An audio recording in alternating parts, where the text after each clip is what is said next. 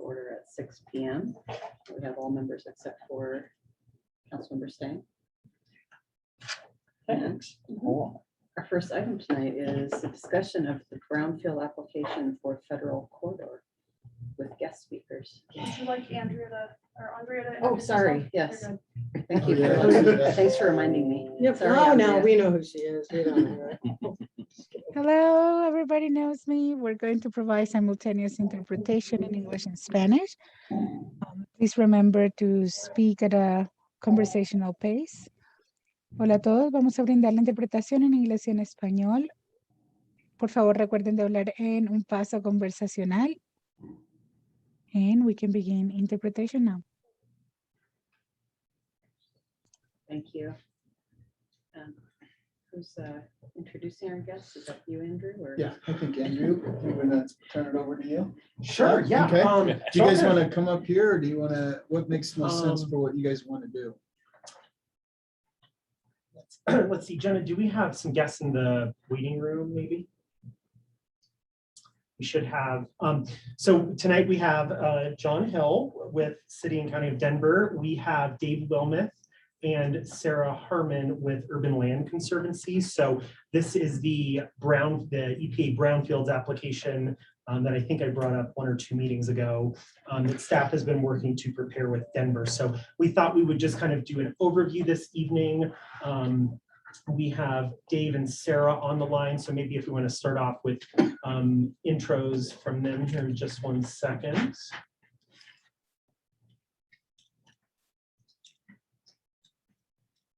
Sarah. Right. Awesome. Well, maybe if we want to kick it off with Sarah, just maybe like a quick intro and yeah. that'd be- Well, hello, everyone. My name is Sarah Harmon. I'm Vice President of Real Estate with Urban Land Conservancy. And what we do is secure real estate assets for community benefit, and we engage deeply with community process to understand what communities need.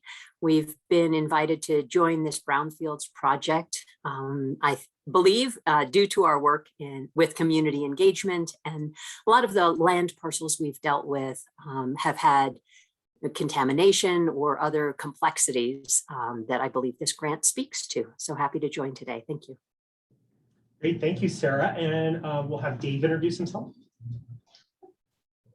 Good evening, everyone. My name is Dave Wilmoth. I'm with City and County of Denver, Department of Public Health and Environment. I am the co-program manager for Denver's Brownfields program and been managing the city's Brownfields program since about 2006.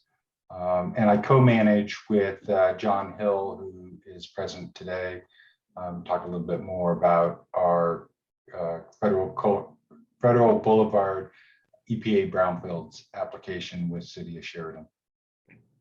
Thanks. And then we have John Hill. And if you want to go up to the table, I think Jenna can get the presentation all queued up here. Sure, great. Well, thanks everyone for giving us an opportunity to come. Actually, and and if you want to sit there, does the owl pick it up better? Certainly. Yeah. Okay, good. Happy to. So thanks so much for letting us come and present and just kind of talk to you about this. What we want to do is just give you a little bit of information on the EPA's Brownfields program, and then talk a little bit about the partnership that we're pulling together. Forgive my notes, but this is my first time going through this presentation. I co-manage with Dave, but Dave is the true expert here.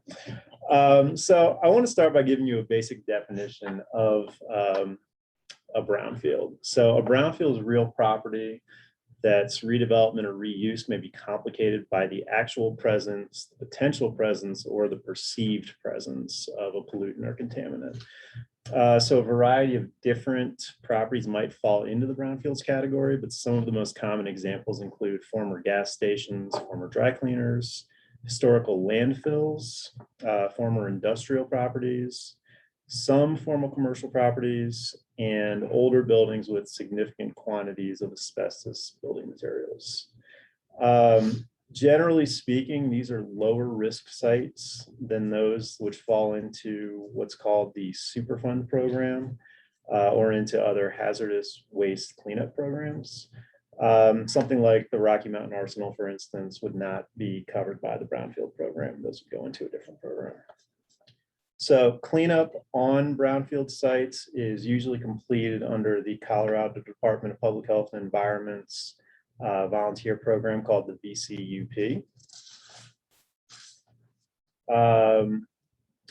And so now I want to touch quickly on the idea of real versus perceived brownfields and how they are approached within the framework of the program. Properties are often perceived to be contaminated because of their previous use or due to historical records of contamination. In those cases, brownfields can be used to evaluate, or brownfields grant funds, excuse me, can be used to evaluate the site regardless of the outcome. If nothing is found, then that's the first step toward removing the stigma of contamination, which of course can hinder redevelopment opportunities. If, however, contamination is found, the site gets evaluated against applicable regulatory standards based on its intended future use, and a cleanup plan is developed to ensure the protection of public health and environment. So moving on to our specific grant, which is, yes, exactly. That was a long slide with a lot of information, sorry. So our specific grant, we are going to ask the EPA for up to $500,000. It's going to be, I believe, $500,000 to be spent throughout the selected corridor over the course of a 3-year grant period. The corridor will run along Federal Boulevard. The north border will be 6th Avenue in Denver, and it will run all the way south through Sheridan. And it will go east and west 2 blocks on each side. So that's the area that we will be able to allocate funds. So 6th to the southern end of Sheridan, and then 2 blocks to the east, 2 blocks to the west. So southern end of Sheridan being Union-ish? Clay Street. Yeah. Oh, Clay Street. Gotcha. Okay. So our expectation based on previous experience with brownfields is that it'll cost about $40,000 per site for mitigation. So, we're targeting 10 plus sites. We did something similar to this in partnership with Lakewood on Colfax Avenue. I'll have to ask Dave exactly how many years back, certainly before my time. But we got 26 sites evaluated. And so I think everyone really considered that to be a great success. Our goal will be to conduct evaluations on sites that may become affordable housing projects, public amenity sites, and other sites that will result in a public benefit. We really think, bringing the Urban Land Conservancy into this is really going to help us with that goal. And we have also had preliminary discussions with nonprofit affordable housing developers who've shown interest, and we're going to continue to build those relationships. Let's see. I think just on to the last slide here. Oh, wait, that was the last slide. I'm sorry. We do feel like we have a competitive application, but this is a very competitive process. About 1/3 of grant applications are funded. So, we think that, given sort of the way that we position this, we stand a very good chance. The partnership with the Urban Land Conservancy and with Sheridan really makes this a very appealing grant from the EPA's perspective, because Sheridan has not had this type of grant before, and we have a lot of experience with the grant. It's going to give us an opportunity to kind of act as a sort of mentor on the grant itself, and put Sheridan in a position to apply for and receive further grants in the future. We are going to be submitting the application in about 4 weeks.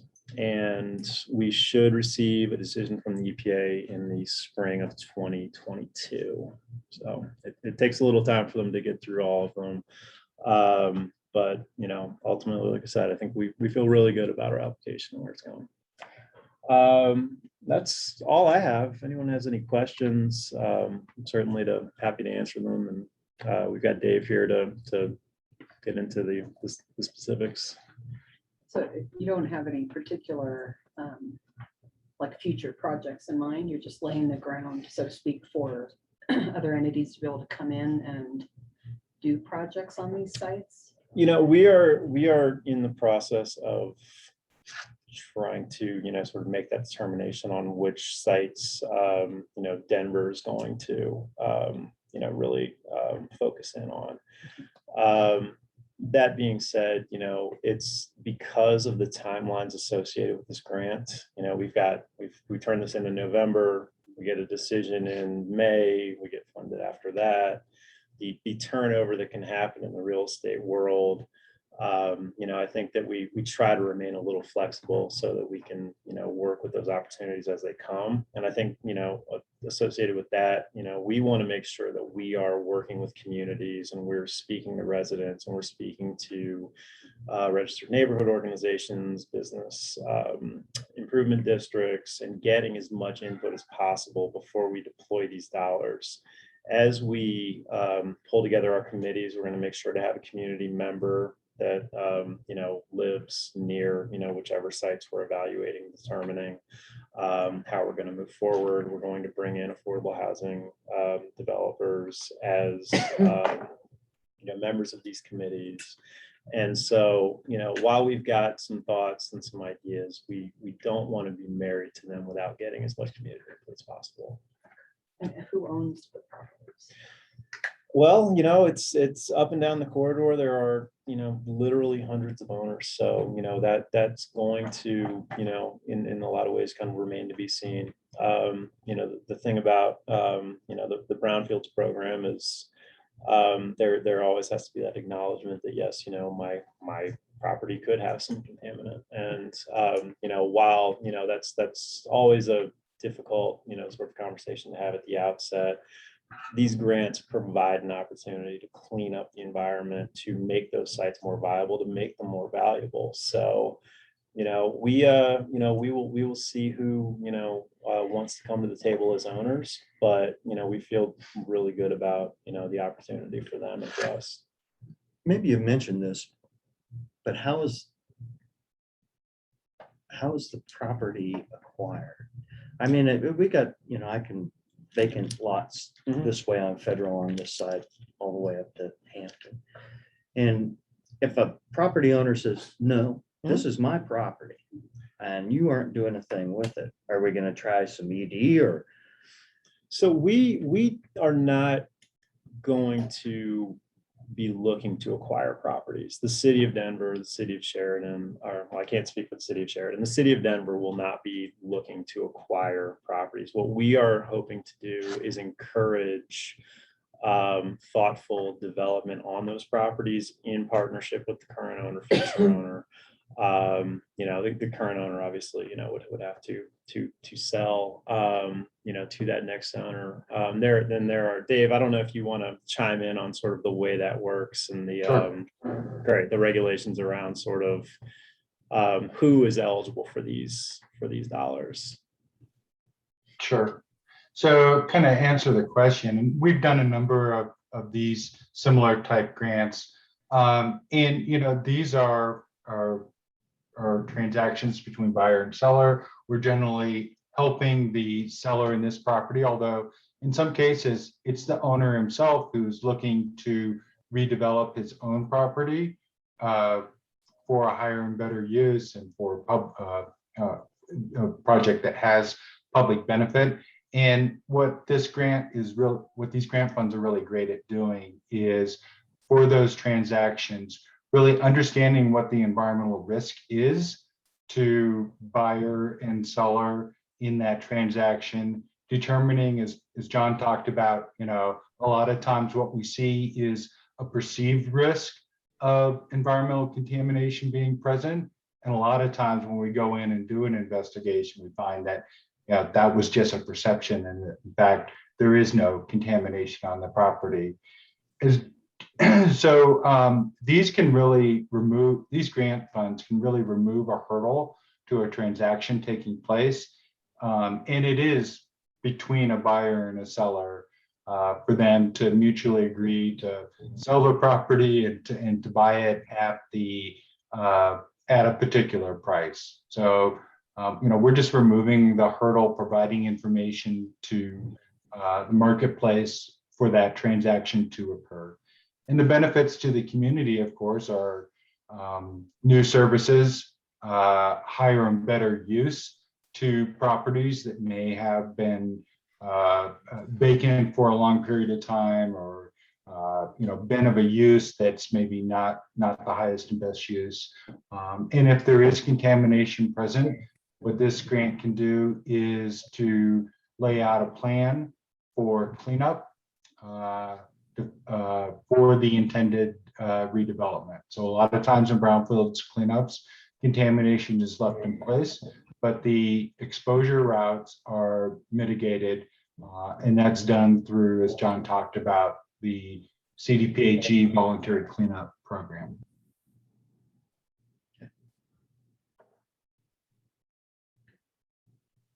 I believe we did use Brownsfield at River Point when we built River Point. That was all landfill, and I think we did use Brownsfield down there.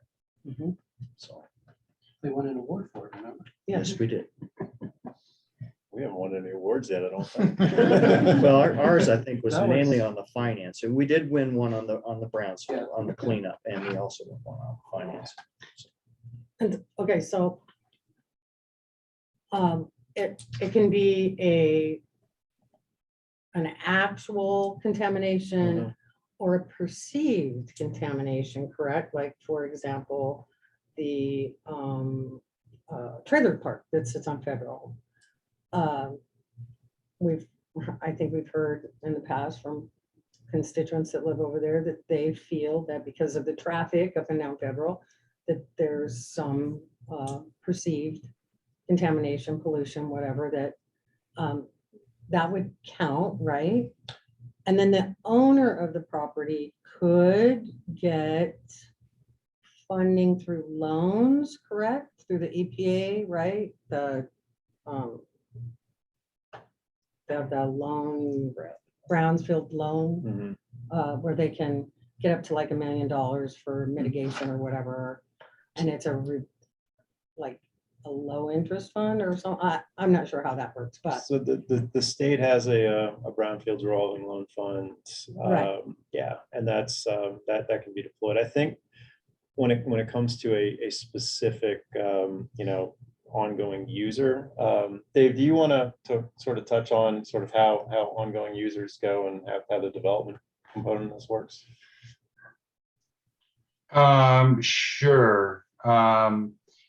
So, if there was cleanup that was necessary, maybe, so say we got this grant and we did an assessment of a property, we are focused on, what are the resources out there to get those cleaned up, whether the current property owner is doing it or whether the new purchaser is doing that. One of the resources, and I think this is what you're referring to, is the Colorado Brownfields Revolving Loan Fund, which has done actually quite well in the past 6 months with the repayment of a number of different loans. They have approximately $5 million to loan out, and they can lend. Actually, I think they can lend over $1 million. There are some $2.5 million loans. And so that's one resource that can be brought to bear to kind of address issues that come up. And then also there's other funding sources out there. Colorado Division of Oil and Public Safety has funds to address old underground storage tanks that contain petroleum. Unfortunately, the state brownfields tax credit will be going away soon, and there isn't legislation to renew that, but hopefully there is in the near future. Yeah, okay, so the reason I was asking is in the real world, you have property owners and what have you that may or may not want to sell, but then, they might find out that, oh, wow, there's you know, there's this contamination. What do I do with it? I'd like to fix it. And that was why I was asking about the funding to help the owners get to that next place where it's fixed and mitigated and they don't have to worry about it. Yeah, and that's a possibility. Of course, one of the things that we'll be looking at, and one of the tenets of the program is, what's the public use there?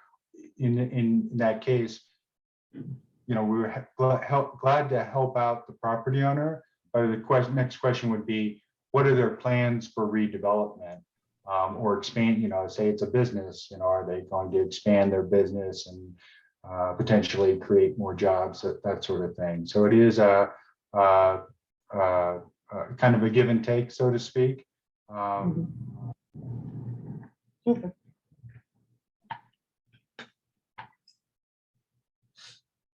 So is there a certain set of criteria then that you would look at for determining which sites to select? I think that, the main criteria really is, the potential, public health impacts as they are now, and how they might be, mitigated. Certainly, an important point for us is that ultimate outcome. Does this become affordable housing? Does this become a public amenity? Does this, provide that public benefit that, we're looking for in order to, to justify the deployment of dollars?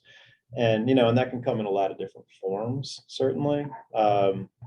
We, are, I think, most focused on those three components of redevelopment. In terms of actual criteria, I will let Dave sort of speak to that a little bit more specifically. Sure.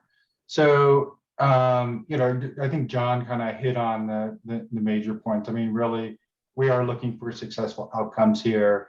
And so, things like, what are the redevelopment plans? To what degree has the potential purchaser of that property developed those plans, done any maybe entitlement work? What's their funding source look like? And as well, what does the cleanup look like? Is it something that can be done realistically with the project that is with the redevelopment project that is proposed? And so some of those things are knowable at the start of a project, and some of them are, there's more uncertainty associated with those. And so the committee that John talked about, it's made up of a variety of different perspectives.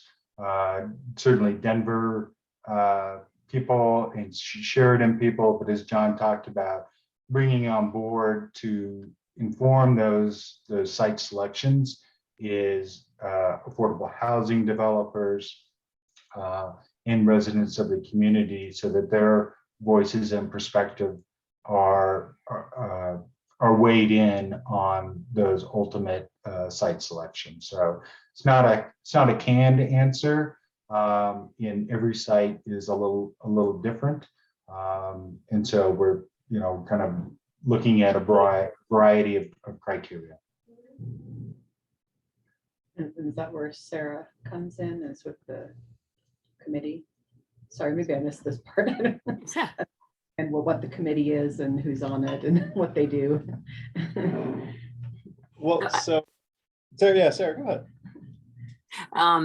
So we'll let some of my partners here chime in if I miscue. I believe that my role is to add a diversity of perspectives to the group. So coming in from the nonprofit perspective, Urban Land Conservancy does a lot of its work through both nonprofit and for-profit developers, community groups, and we really do focus on properties that have then long-term ongoing community benefit. Many of the properties we've worked with have had complexity that needed to be resolved before we could reach that beneficial use. And I think we contribute also because we typically don't do the redevelopment ourselves, but again, work through partners. So we have a front row seat to a wide range of different uses without having a direct conflict of interest.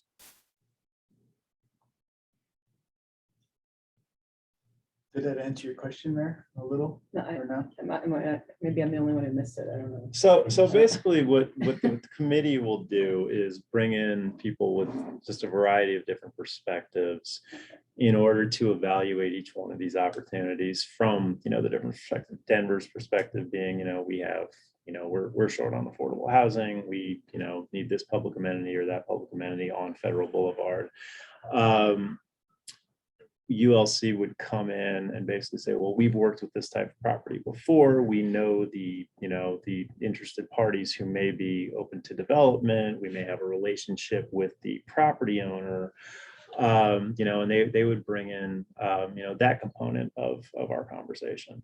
Then we would have a community member who could weigh in, with that more sort of granular perspective, and the historical perspective of the area, the neighborhood, and, really be able to, speak for the community in a way so that we can kind of hear, what their, perspective is on this potential use.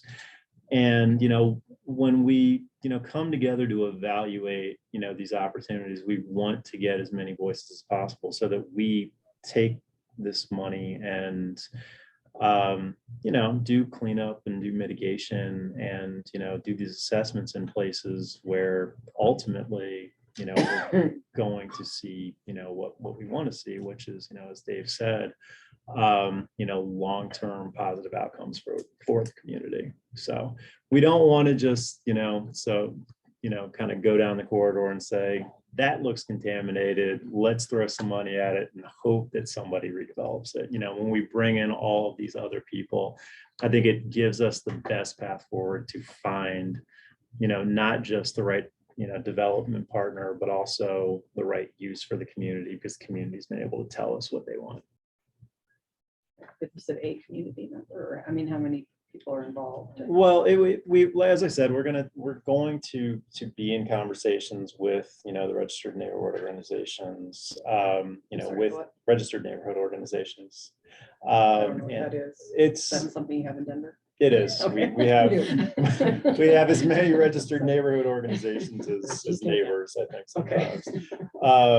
So they're organizations that represent the interests of, particular neighborhoods. There are actually 27 along the Federal Boulevard corridor. So when we speak to, what we term the RNOs, we're getting an opportunity to speak to, really to small communities with, through their representatives. They'll have meetings, relatively frequently where, they sort of lay out, what's going on, what their interactions with the city like.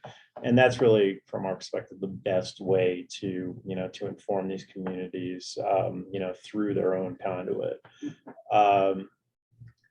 When we're working on a particular proposal, it's just impossible, as you all know, to have a committee that's sort of too large, or else nothing gets done. So, we're going to identify those residents, that can, I don't want to say speak for the community, but at least provide that perspective as part of our committee each time we go through one of these. That's something that'll have to change for Sheridan, because I think I know what you're talking about now, like the RV park. Yes, and Whatever the it's called, College View and Yeah, And but all we of- don't have those right? here, so. those were our RNOs So we that don't were have in like a the single Loretta Heights Mhm. thing. Yeah. point of contact. And that was kind of one of the reasons we wanted to bring this to council tonight and start this conversation, is like, knowing that we don't have RNOs the way that Denver has RNOs. How do we start getting the word out about this, that this is out there? How do we speak to elected officials about, opportunities and start to bring in that perspective? The whole city of Sheridan is kind of one RNO for the purposes of this application. It's kind of the way I see it when we've got, 27 other neighborhoods to the north of us. Okay. So, yeah.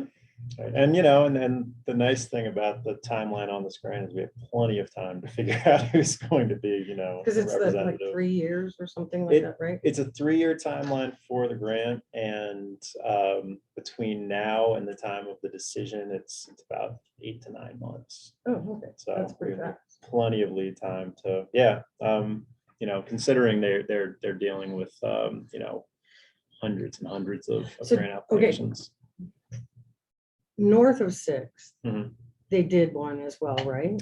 So Is that right? we did one along Colfax that touched, I believe, down to 13th and Oh, Federal Corridor. okay. But you know, we have not had one that's run the length of Federal, you know, 6th to I think 56th or 54th or whatever our northern boundary is there.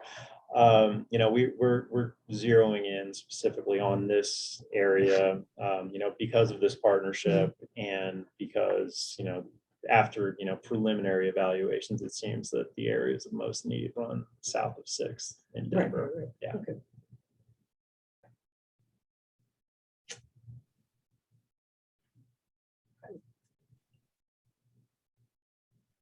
Did we answer all your questions? Anything to clarify?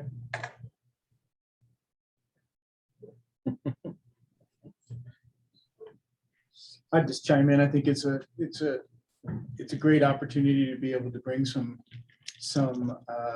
opportunity to that corridor, right? For those that would like to take advantage of that. And as you know, some of you that have been on council a while and been working on brownfields grants in other areas and where we weren't successful, you know, we were trying to get one over for our industrial area and weren't successful in that. But we were, you know, working with the property owners in that area and really kind of presenting it as, hey, this is an opportunity for you to have some expertise, some dollars, some assistance, you know, to maximize the value out of your property, should you want to go down that way. So this is not one of those where we go in and you like, we don't ram it down anybody's throat, right? Well, there's an opportunity for you to remediate your property, whether you think there's some, or answer some long held questions. Okay, is my property really contaminated? If it is, how much? What's going on there? I don't know. And have some help to do Is that. that why I have this ear growing on my forehead? Right? I'm Exactly. just kidding. So, you know, we drive down the street, look for forehead ear Right, people yes. and say, I know. but I'm kidding, but that's the way I look at it. Here's an opportunity for folks to be able to make some improvements to their property if they want to. That sounds like a great opportunity, and I think, you know, totally agree. I think we always are more successful when we're in partnership and, Absolutely. you know, more competitive for grants. So it's great to have you on as partners. So. And then also hopefully, you know, it's a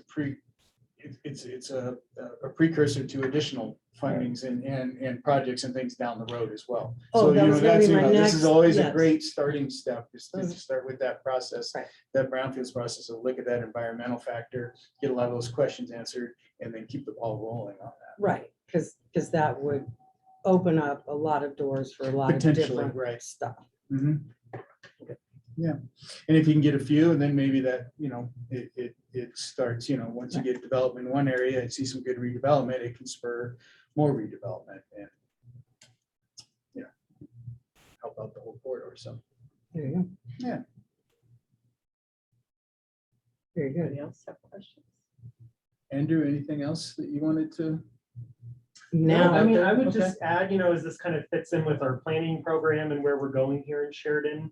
As you all know, we were awarded that corridor study grant through Dr. Cog with the CMPI funding. So that's something that we're planning on in the next 1 to 2 years here, making some bus stop improvements. You know, we have an affordable housing project coming in along Federal, potentially looking at an acquisition of the Carroll's Pub property. So it all kind of fits together, and this is just like another layer of something else that when granting entities see that, there's money coming into a specific area, they might be more willing to, contribute their own funds to it because they see other people putting up money for things too. So it's really good, that we have things kind of happening on federal, and it's exciting. I mean, we've got the Santa Fe PEL study wrapping up here shortly, about to start a study on 285. And so kind of, federal's our last state highway corridor that really needs some love and attention. And this is kind of one of those ways we can bring in that fund to, funds to help out that.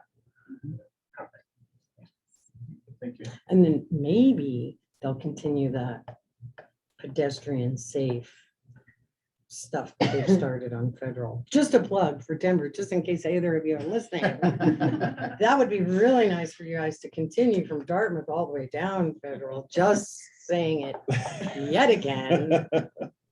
And again, They have done a great job. Yeah. they have done a great job, but they've stopped at Dartmouth. It's like, why would you people do that? I have the same conversation at Might Dartmouth. as well go all the way through Littleton and stop it. Stop Balls, at the right? end. Yeah, might as well. That guy's got the cash, might as well do it. Yep. I You mean, Get it off that tree. Right? It's out there. It is. Money kind of ran out. Just gotta apply for it. well, thank you all very much. I really appreciate the time to Thank you for talk to making the you. time to come out. Yeah, absolutely. Thank you Both very of you, much. Online, thank you for talking with us. Thank you. Thanks, Dave and Sarah. We appreciate it. Thank you. Thank you.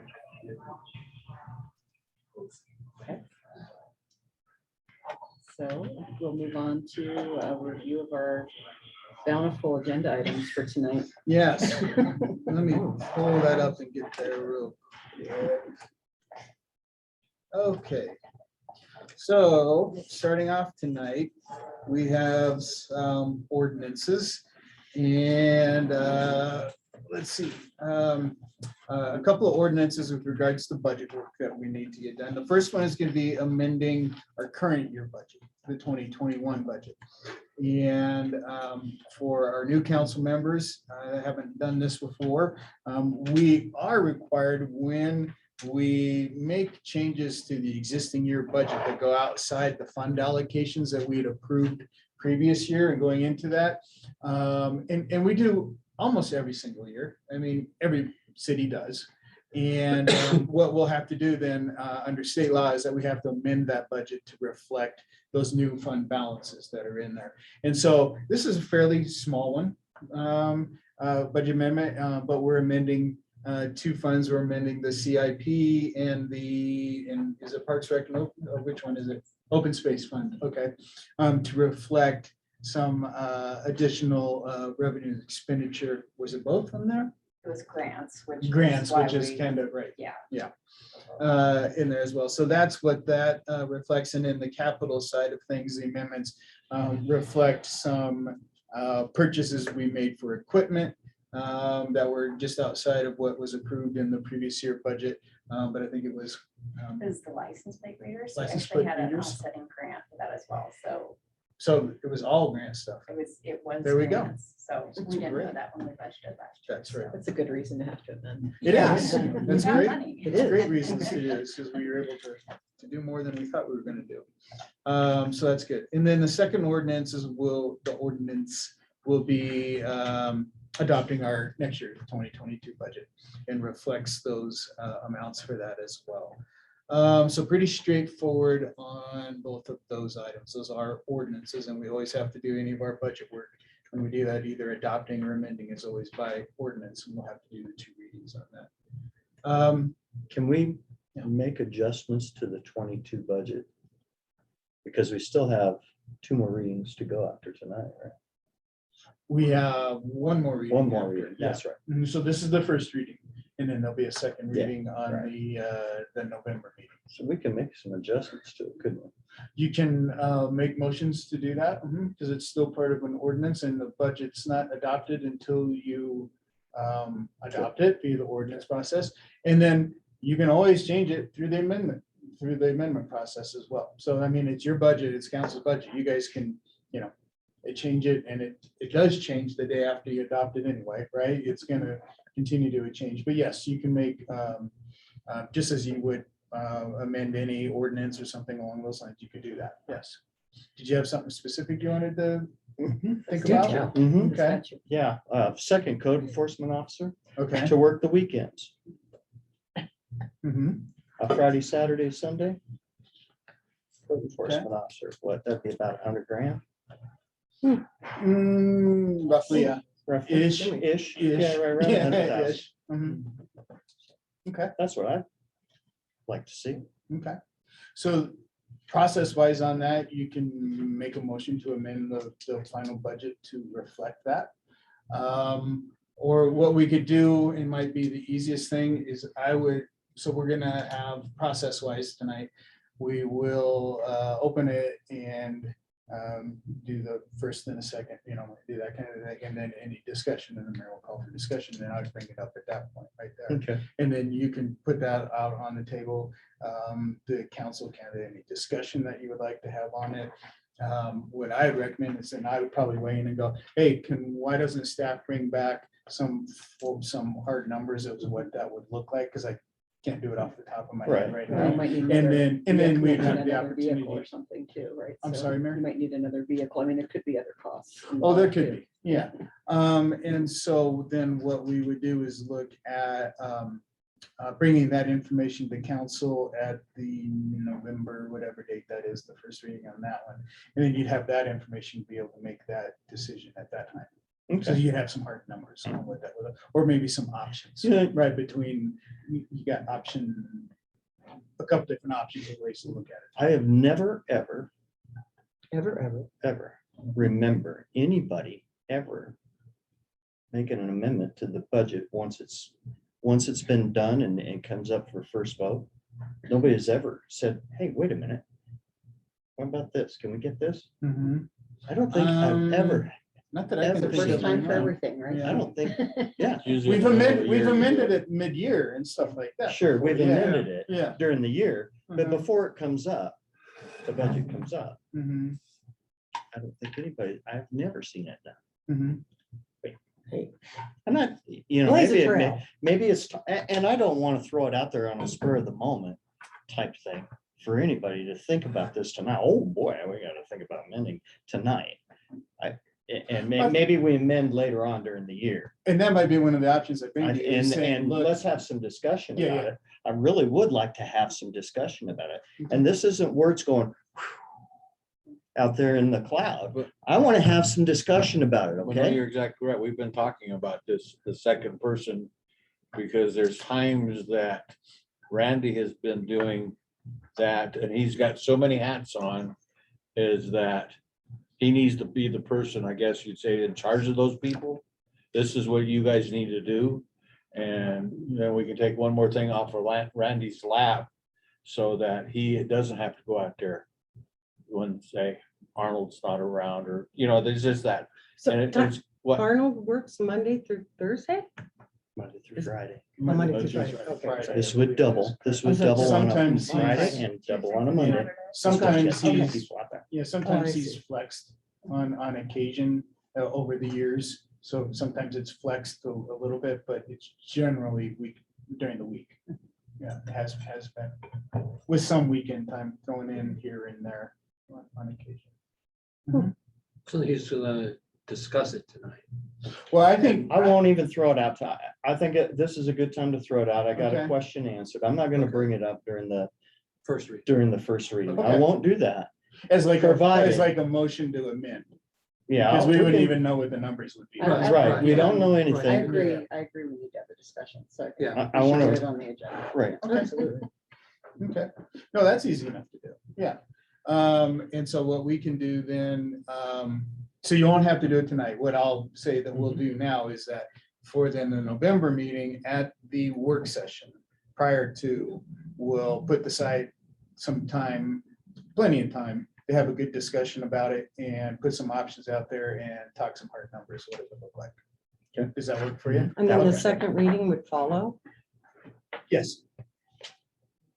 And we always have wiggle room. We have a December meeting. We always leave some Yeah. wiggle room and some opportunity that if we need a little bit more time, we have some more. time. Oh, okay. Yeah, yeah, In case we do, or, yeah.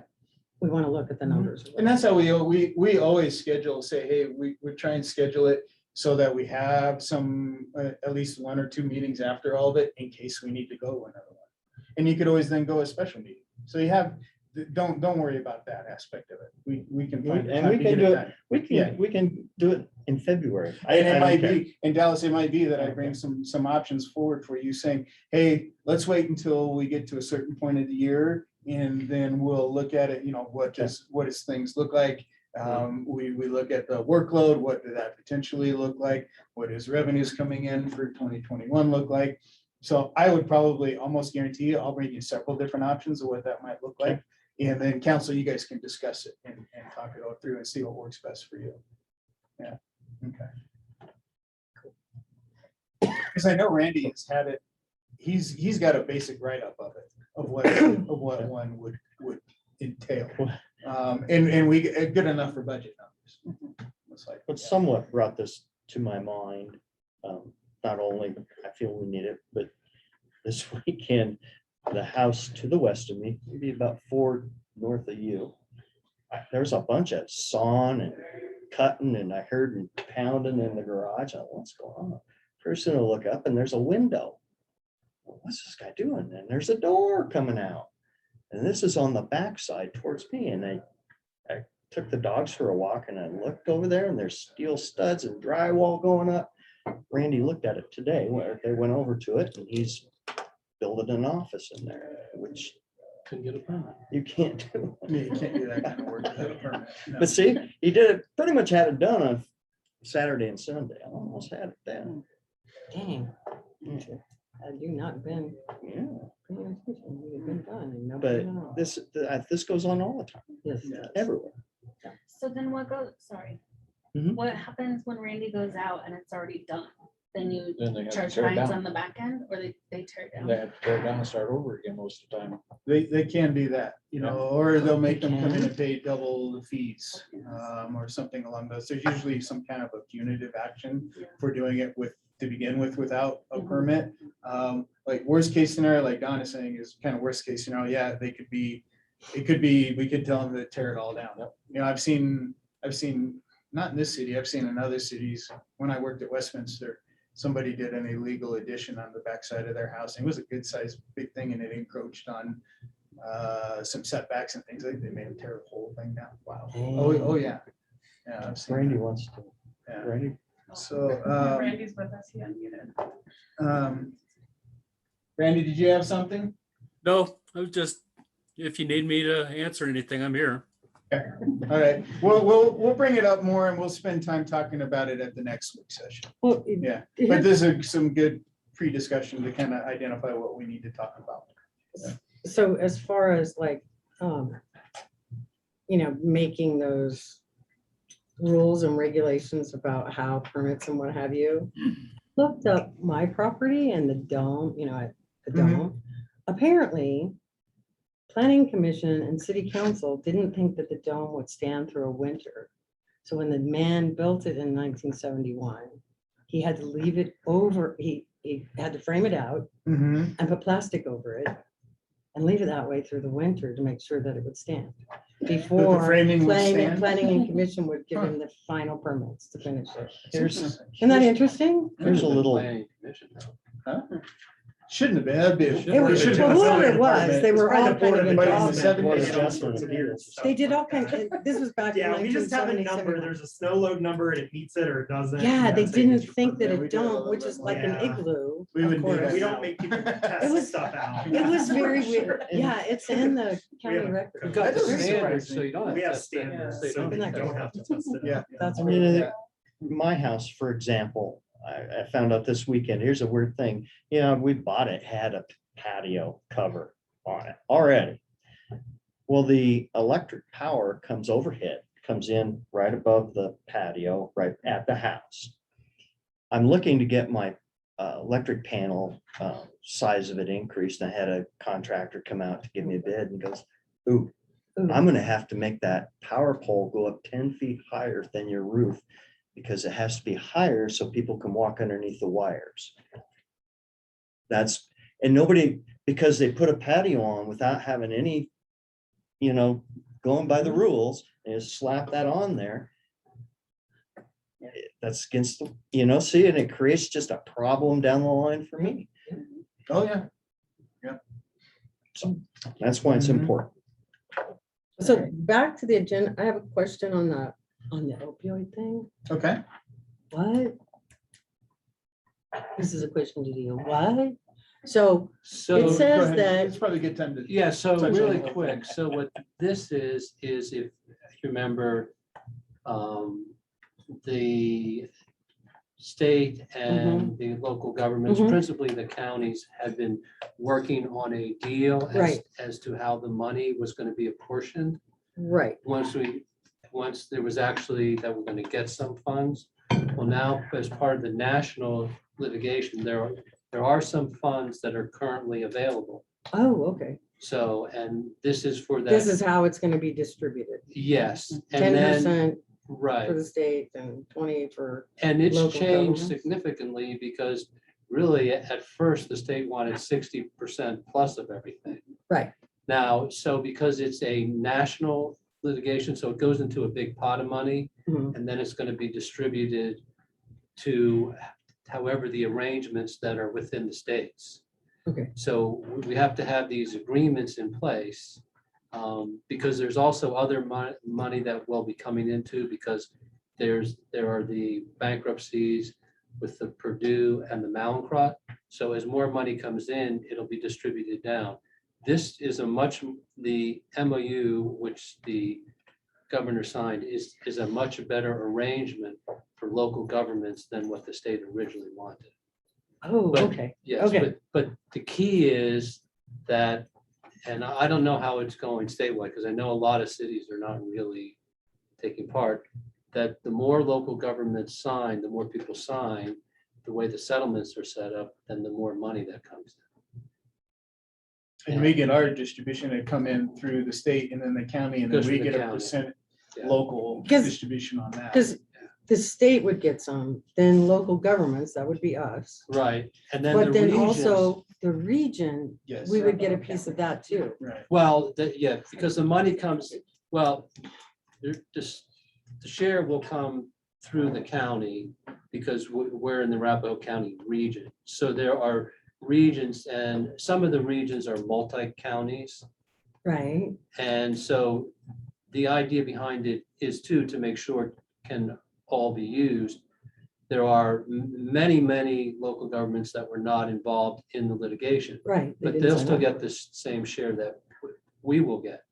But by having the counties be involved too, Oh, okay, I see. the idea is if they don't have how they want to spend it, because they have to be the approved uses, then they can enter into agreements with the county.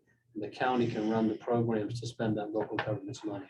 And then it sets up the governance of all that through these committees and things where people, the membership is through the cities that are there and everything along. So we're gonna get a local share back here. It's not gonna be very much. It's And not gonna be over a much. long period of time. It's gonna be over a long period of time. Right, Yeah, I and knew so that. the idea is that, well, he set up one of the committees to talk about how do you do this regionally, so everybody kicks in and, because with the amount of money we're gonna get, you wouldn't be able to do very much with it, right? But if you And the kick your money idea in is to to help, everybody else, yeah, because it's gonna Within the have, region. within the region, yeah. it's gonna have parameters that it has to kind of help with Yes. opioid Yes, addiction yes, and those types of yes. things. Opiate addiction, training, treatment Right. programs for a wide range Yeah. of people. And it's also the whole state is overseen by a local abatement council. Oh, okay. So, That was my next question. right, so, Whose is abatement? What does that mean? Yeah, okay. so that council looks over how everybody spends their funds to make sure that they are properly spent. Yes, And basically, the more that we get signed on, the more money we get, and the Right. more benefit comes Yes. to our region and our area. sign us up. Very good. We have a little, One simple the phone call. AG did a video, and we'll show it during the meeting that talks about this. There's a little 4-minute video, so Jenna will show that. Any other questions on the opioid side? It is a complicated It's, uh, Yeah. thing going on there, but. yeah. Yeah, the basic takeaway is that we want to sign on because it brings more money and more benefit to us Right. on our side. Aren't you glad we had that phone call? Yeah. I mean, it may not bring us a lot, but it brings something. It was some.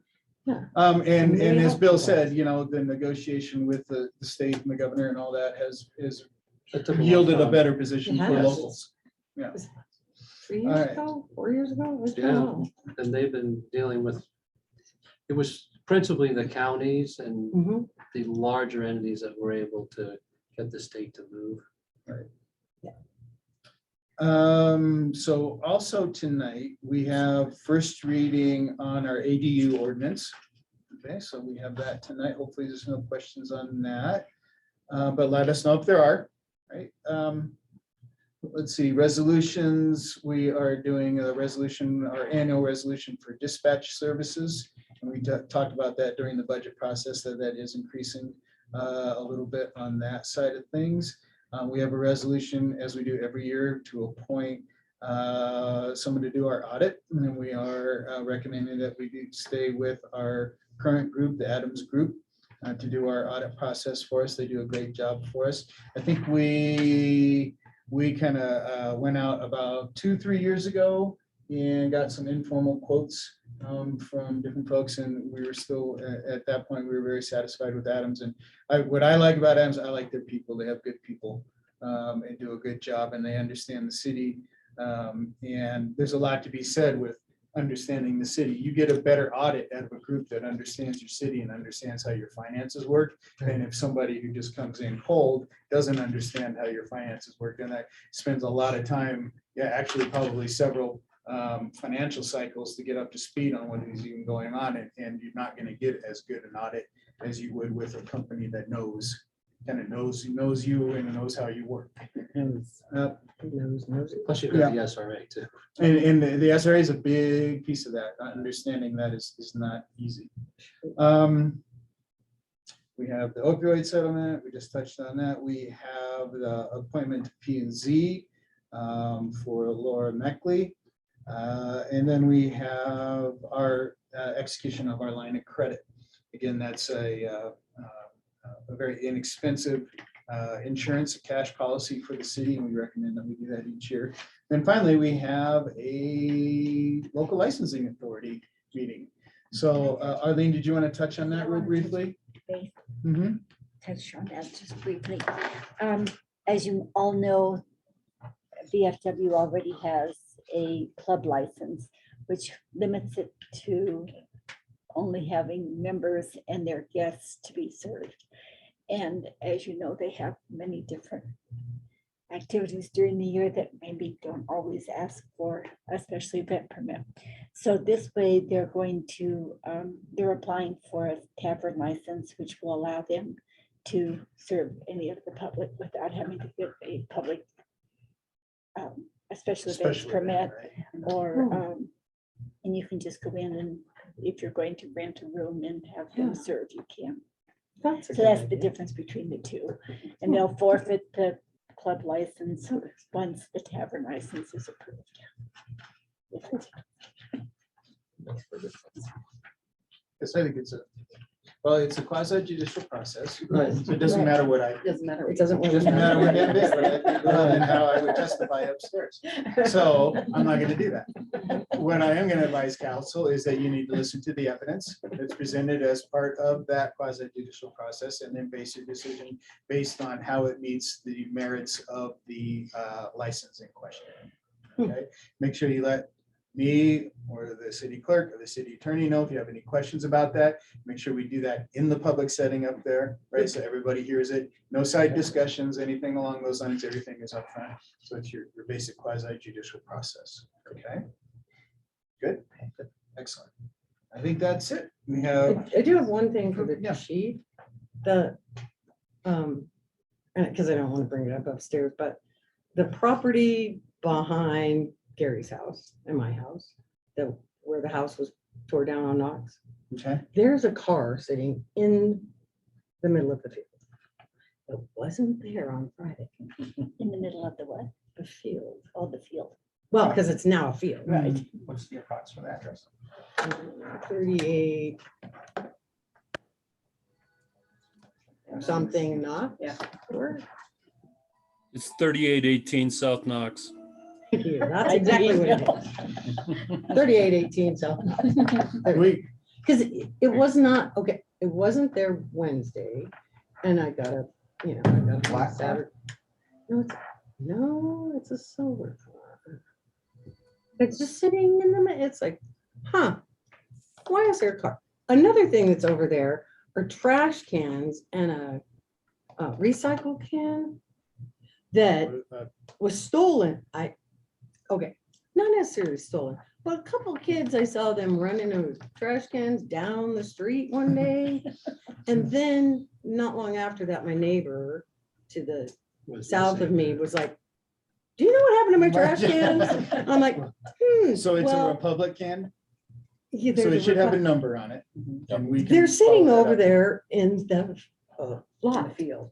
It's- Okay. Yeah, Okay, but I think they belong possibly to the neighbor. I don't even know. But there is a car there, which wasn't there. because you can track that. so the cars we can track and the carts we can track, so we'll go take a look at All those. right, we'll adjourn this meeting at 7. Head upstairs. Yep. How you doing? Go back. Strange stuff happens in my neighborhood. Cars appear, trash cans disappear.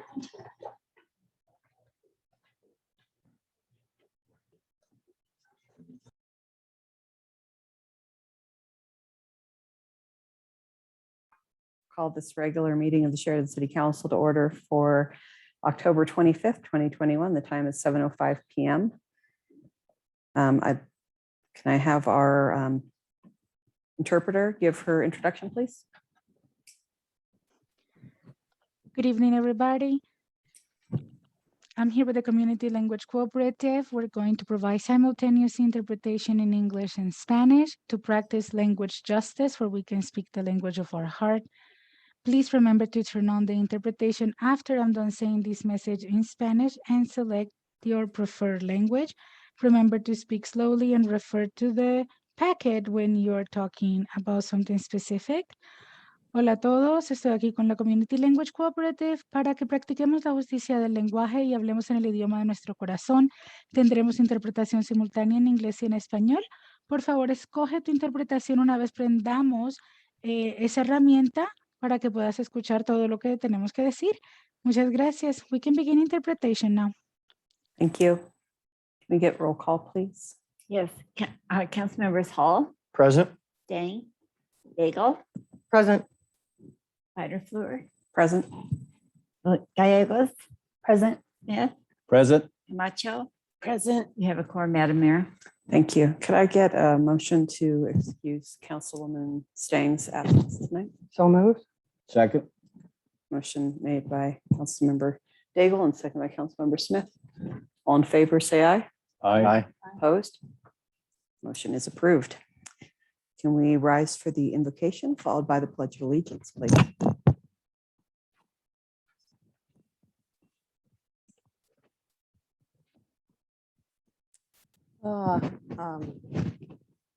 Lord, we just ask that you continue to be with us. Yeah, it's been a while. We've been dealing with lots of stuff. There's still an economic crisis. There's still unemployment. There's still COVID. There's still, numbers rising of people succumbing to COVID. And we just ask that you just continue to bless the city of Sheridan, bless those of us that are here behind the dais, that we have the wisdom and the forethought to continue to make good decisions for our community, and to keep compassion and kindness always close to our hearts. We've got a long way to go. We just ask for continued blessing and guidance through all of this, Lord. We also ask that you continue to keep a safe hand over our police and fire and EMTs and all of those that work here in the administration building. And we just give you the glory and the praise. And we pray all of this in your name. Amen. pledge allegiance to the flag of the United States of America and to the republic for which it stands, one nation, under God, indivisible, with liberty and justice for all.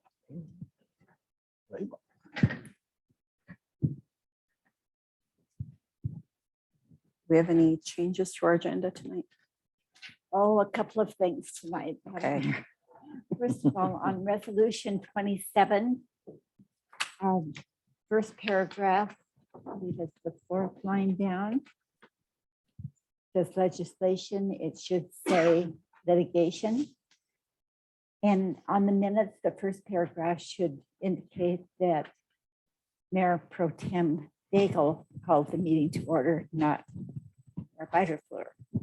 And those are the only changes tonight, Madam Mayor. Thank you. I want to give you all the credit for running the meeting last time.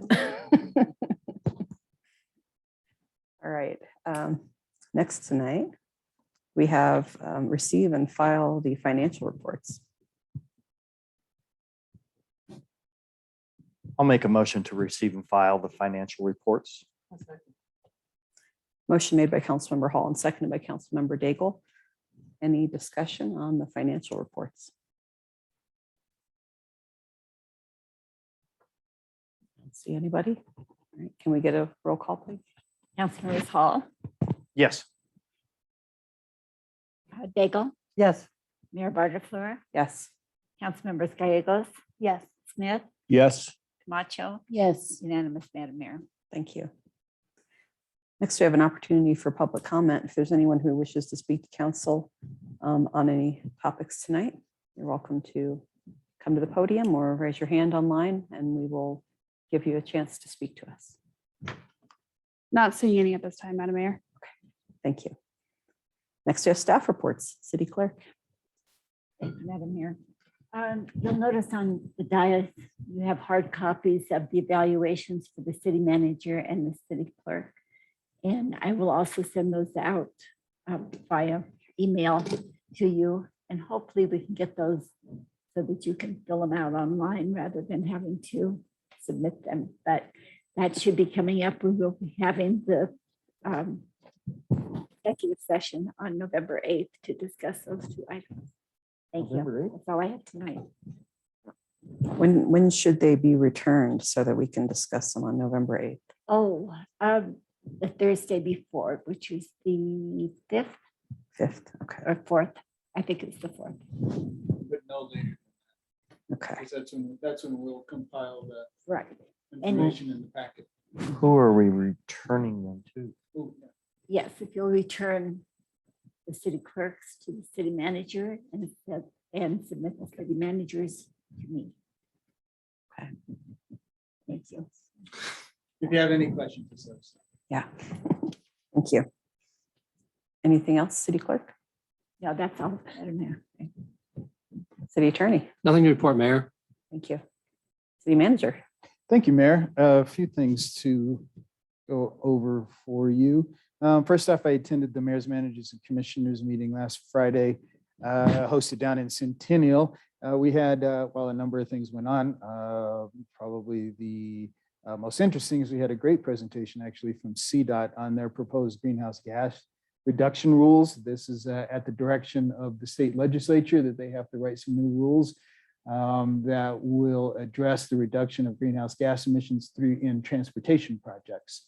And there's various different ways to address that and looking at that. They have been busy working on these rules all this past year and we'll still work on them, I think, until around, I think they're looking at adoption in next spring sometime.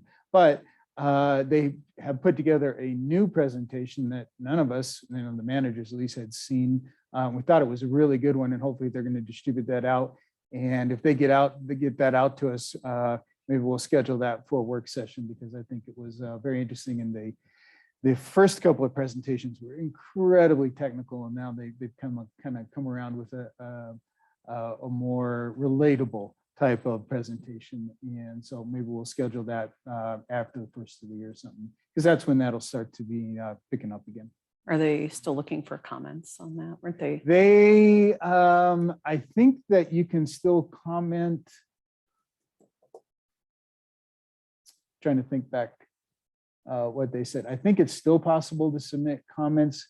They've solicited a lot this year already, but I don't think it's too late if somebody does want to do a specific comment.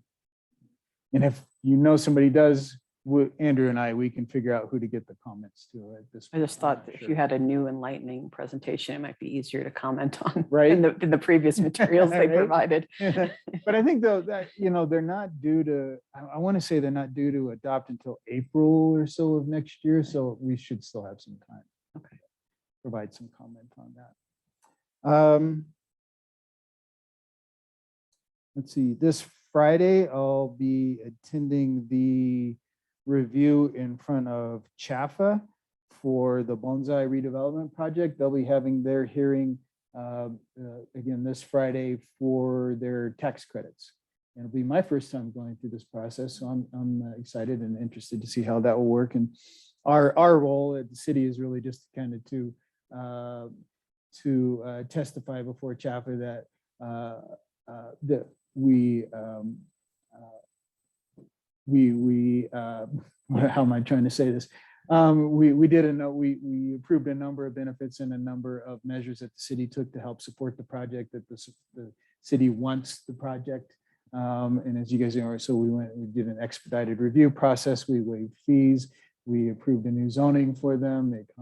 Our comprehensive land use plan addresses a number of the aspects of it. So it's just really kind of just hashing that through to make sure that Chaff is aware that, yes, the city is aware and wants the project to move forward in our area here. So hopefully that will be well received. Another item to make council aware of, I was contacted, so it was end of the week, Friday, by Channel 7. They are running a series of stories on Denver Health and the EMS teams that run in and out of Denver Health. So the emergency or EMT, I guess I should say, the ambulance services that run for Denver Health. They've been doing a series on them for 6-8 months, something along those lines. And I'll forward the email to council tomorrow. I just wanted to talk with you so you had an idea why is Devin sending us this email with these links to these stories. But these stories are in regard to some complaints that were forwarded to Channel 7 on behalf of current and former Denver Health EMS employees, that they claim that there is a bias or there is a culture where level 1 traumas are only brought back to Denver Health rather than to a other level 1 trauma center in a more timely fashion. So I'm not sure I'm saying this correctly. It's a little bit convoluted. The reason that we are going to be involved is that the stories have been going over a series of months here, and it showed one example that was in out on the border of Denver and Aurora, and that person was transported to Denver Health rather than a closer level 1 facility. A couple of other examples along those lines. And then they are using the example of here in Sheridan in 2016, when the little girl was killed up on the hill. We rode her bike out in front of a car there and was hit and eventually died from her injuries. That little girl, she was transported to Denver Health as opposed to a closer facility. What they're doing, and we're only involved in this because that happened to happen in Sheridan, to make you guys aware, we have an IGA with Denver Fire and with Denver Health that addresses emergency services along those lines. Mostly what our IGA with them addresses response times. So getting them there, right? And getting them there in a timely fashion. It doesn't really address that once somebody is, once the response is on the ground, it doesn't address transport and what they do and treatment. Other than we address that the treatment would be per the Denver Metropolitan EMS protocols. So there is a set of protocols established that dictate, okay, once you have a patient, and once you determine that they are a patient, believe me, it gets very, very technical. But how does that treatment go? What are the basic protocols for treatment? Our IGA with them doesn't necessarily get into specific language that says, oh, you should transport to these places or those places. It's left up to those protocols to make those kind of determinations on that. So they may want some level of response after they air. The reporter said he would call me and see if we wanted to make a response. I don't know that we will. I haven't seen the story. And really our level of involvement is at the IGA level, saying you'll respond and then you'll follow these protocols to treat anybody in Sheridan. And that's about the extent of how much we get involved with it. It's no cost. It's really, it just sets up the expectations on response and treatment based on those protocols. That's what more or less I think our response will be. I have not heard any other complaints from it in our area, but that doesn't mean that there isn't an issue. I think it's mostly between Denver Health and their folks on that. So just make you aware of that. So it's going to air Thursday night at 10 p.m. is what they're telling me now. Is that portion of that story. And I'll forward the email with the other, I think there was 2 previous pieces on this that this reporter put together, and make that available for you guys as well. Finally, we are looking at hopefully holding our Christmas party in person. That's if the numbers for COVID will behave. Right now, they're not behaving and not trending in a great direction, but hopefully we will be able to have it. I was talking with Jenna earlier today, and we'll be able to secure the rec center, the Sheridan Rec Center, on December 20th. That's a Monday, and we'll be able to cater in a dinner there, or for our Christmas celebration. Hopefully, then everything will behave. And we'll be able to pull that off. We'll keep you informed. Okay, hopefully we'll be able to do that. I think that's about all I got. I'm happy to answer any questions. Thank you.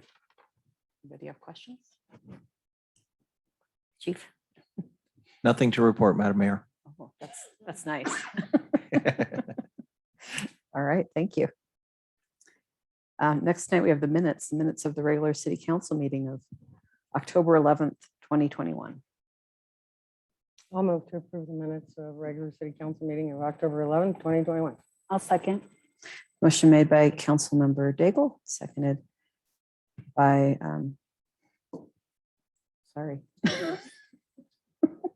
Councilmember Gallegos. Sorry about that. Can I get a vote, please? Councilmembers Daigle, Yes. Mayor Fleur, Yes. Councilmembers Gallegos. Yes. Smith, Yes. Camacho, Yes. Hall, Yes. unanimous, Madam Mayor. Thank you. Next tonight, we have the consent agenda, authorized disbursements that have been or will be made from October 1st, 2021 to October 15th, 2021, in the amount of $403,038.59 per the referenced and attached transfer of funds. I'll make a motion to approve the consent agenda. I'll second. Motion made by Councilmember Camacho and seconded by Councilmember Smith. Any discussion or questions on the consent agenda? Can I get a vote, please? Mayor Fleur, Yes. Councilmembers Gallegos. Yes. Smith, Yes. Camacho, Yes. Hall, Yes. Daigle, Yes. unanimous, Madam Mayor. Thank you. Next tonight, we have a public hearing. We will recess the regular meeting at 7:23 p.m. to enter into a public hearing to consider an amendment to the 2021 budget and to gather input from the public on the proposed 2022 City of Sheridan budget. And I'll enter the following exhibit into the record. Exhibit A, proof of publication in the Denver Post on October 15th, 2021. And we'll have opening remarks from City Manager Devin Granberry.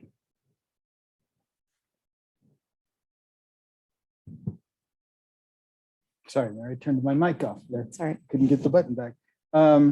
Yes, for you this evening, we have two ordinances. One is to amend our 2021 budget, which we discussed a little bit earlier in work session. Those are to amend two funds, the Open Space Fund to reflect a grant that was received and expended out of there, as well as our capital fund, which received some grant monies to do some capital expenses out of there for license plate, reader equipment, and it was something else, Teresa. Was it just that one? It was just that. Thank you. Okay. Thank you. And then for the second ordinance that you have tonight, it's for approving the revenues and expenditures for our 2022 budget this year, including all funds in that. I'd be happy to answer any questions that the council may have. For the public benefit, this is not the first time that we have talked about our budget. We have a series of budget work sessions where we discuss different components of the budget over the course of about 2 to 3 months. So it's this is a culmination of a lot of discussion and a lot of work on behalf of the council. And I would say thank you to our staff, especially thank you to Teresa. It does a tremendous amount of work in getting our budget, making sure that we are doing things the right way and doing things in a responsible way. And thank you to the council for all of your support and efforts along the budget as well. Appreciate it. Thank you. I'd also invite comments from the public and interested parties. If there's anyone who'd like to speak about the budget, you can come to the podium here or raise your hand online. Not at this time, Madam Mayor. Okay. Is there anyone else on staff or city attorney? Do you have any comments? Okay. Any questions from council? So we've talked about it enough. So we'll close the public hearing at 7:26 p.m. Return to our regular meeting where we have our related ordinances. Ordinance number 8 of 2021, an ordinance of the city of Sheridan amending a budget for the fiscal year of 2021 and appropriating sums for defraying the expenses and liabilities for the fiscal year beginning January 1st, 2021 and ending December 31st, 2021, in accordance with the statutes of the state of Colorado and the charter of the city of Sheridan. I'll make a motion to approve ordinance number 8-2021. I'll second. Motion made by Councilmember Gallegos and seconded by Councilmember Smith. Any other discussion on ordinance number 8? Can we get a vote, please? Councilmembers Gallegos. Yes. Smith, Yes. Macho, Yes. Hall, Yes. Daigle, Yes. Mayor Butterfly, Yes. unanimous, Madam Mayor. Thank you. Next, we have ordinance number 9 of 2021, an ordinance of the city of Sheridan adopting a budget for the fiscal year of 2022 and appropriating sums for defraying the expenses and liabilities for the fiscal year beginning January 1st, 2022 and ending December 31st, 2022 in accordance with the statutes of the state of Colorado and the charter of the city of Sheridan. I will make a motion to approve ordinance number 9, 2021. Second. Motion made by Councilmember Daigle and seconded by Councilmember Hall. Any discussion or question on ordinance number 9?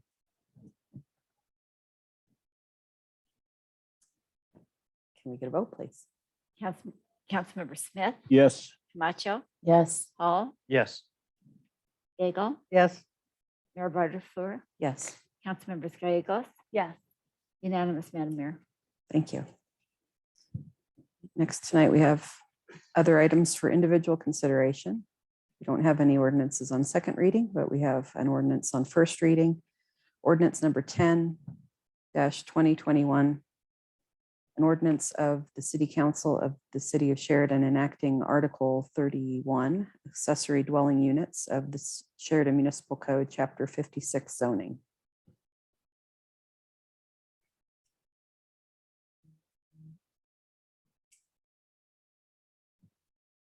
Anyone like to make a motion? I'll make a motion to approve ordinance number 10-2021. I'll second. Motion made by Councilmember Gallegos and seconded by Councilmember Daigle. Any discussion or questions before we vote on ordinance 10? I will be voting no on this ordinance tonight. I feel that at this time, it's not wise to add density to our neighborhoods. Also, our enforcement of the current ordinances we have is lacking, and I feel adding another one is not right at this time. One of the other questions I have, it states in the ordinance that utilities will be able to be branched off the existing lines, and that is not correct. Sheridan Sand 2 will be charging for a meter, a second meter on each of those units.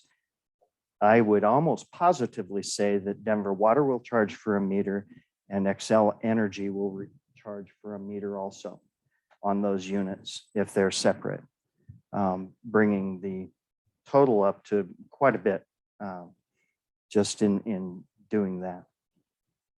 And that's all.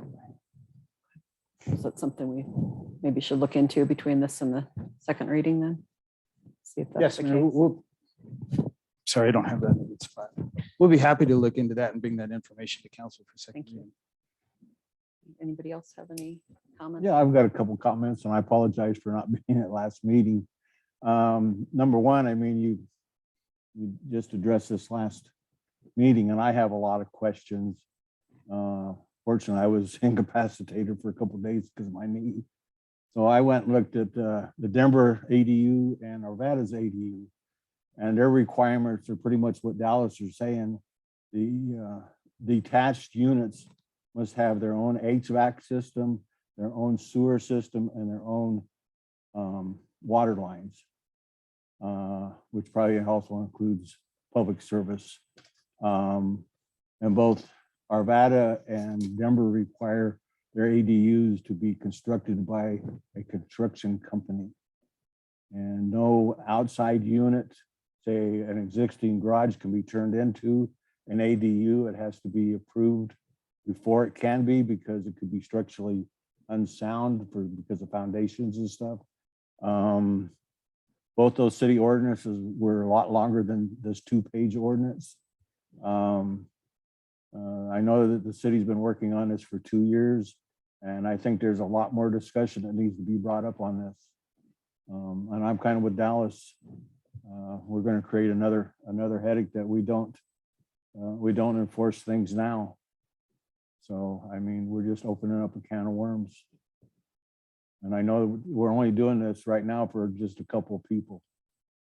So I think there needs to be a lot. I think we need to look at both Denver and Arvada's ordinances because there's a lot of restrictions in there. You know, one of them says that they cannot be sold separately from that property. So I think we really need to look at it, really be careful.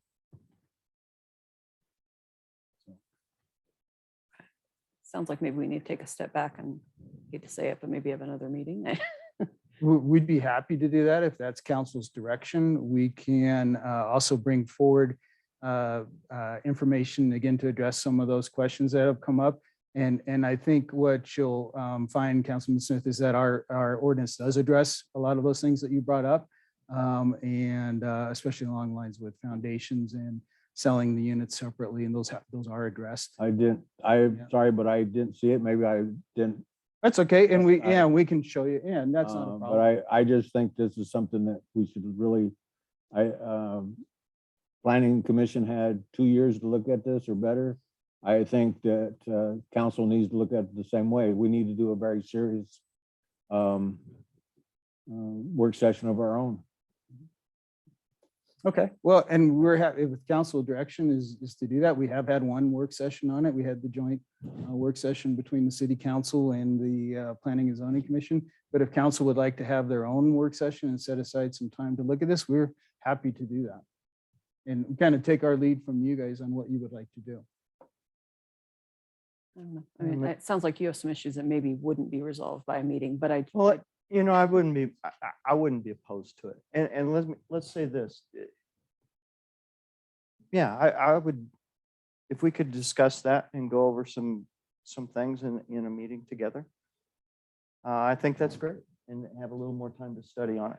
Yeah, I would, I mean, obviously, we're gonna, well, would we table or vote tonight or? Well, I was, the city attorney and I Since were it's just first talking about reading. that. What I would recommend is that you just go through with the first reading here, and then you would table, or we would set the second reading at a date to be determined, or a specific date in the future.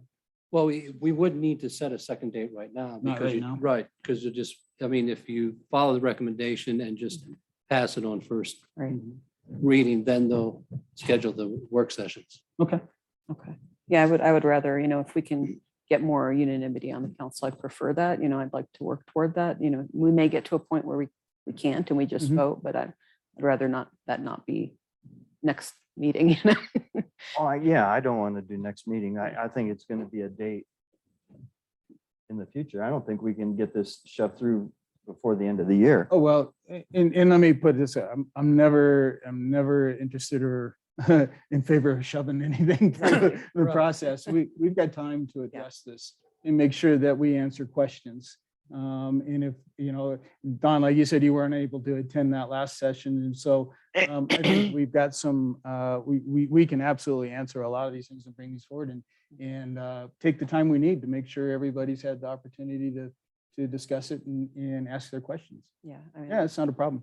I would hate to have no votes just out of either misunderstanding or, or there's more details behind Mhm. the ordinance that you can't read on the surface, Yeah, so process-wise, if council is amenable to that, as we said, we complete first reading tonight and then schedule work session or two, whatever it takes.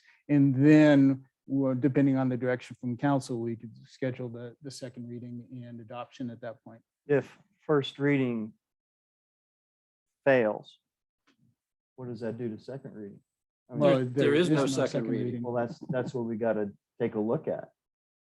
If we vote tonight and we accept the no's, what if we have, I mean, we won't have a second reading, but then we bring it back up later? I guess I'm confused. No, We bring it back up later again? No, so the idea is, I mean, if you want to have an analogy, it's more like a land use matter where in this case, if you pass it on first reading, then that'll set the table for you to have the study sessions when the matter can be discussed and hopefully questions can be answered. But if you don't pass it now, well, then you kill it. Right, okay. So, I mean, I guess the recommendation would be that even if you two have concerns, that you go ahead and vote yes, we can have a discussion about it further. And then if it comes up to second reading and you're still not satisfied with it, that would be the Okay. chance to vote Yes. no. All right. Got it. Correct. Get it. Anybody else have any other comments? Did I get all the motions and everything? I think so. Yep. Yes. I hate when we get sidetracked. and I forget, but- All right, can we get a vote, please? Councilmembers Camacho, Yes. Hall, Yes.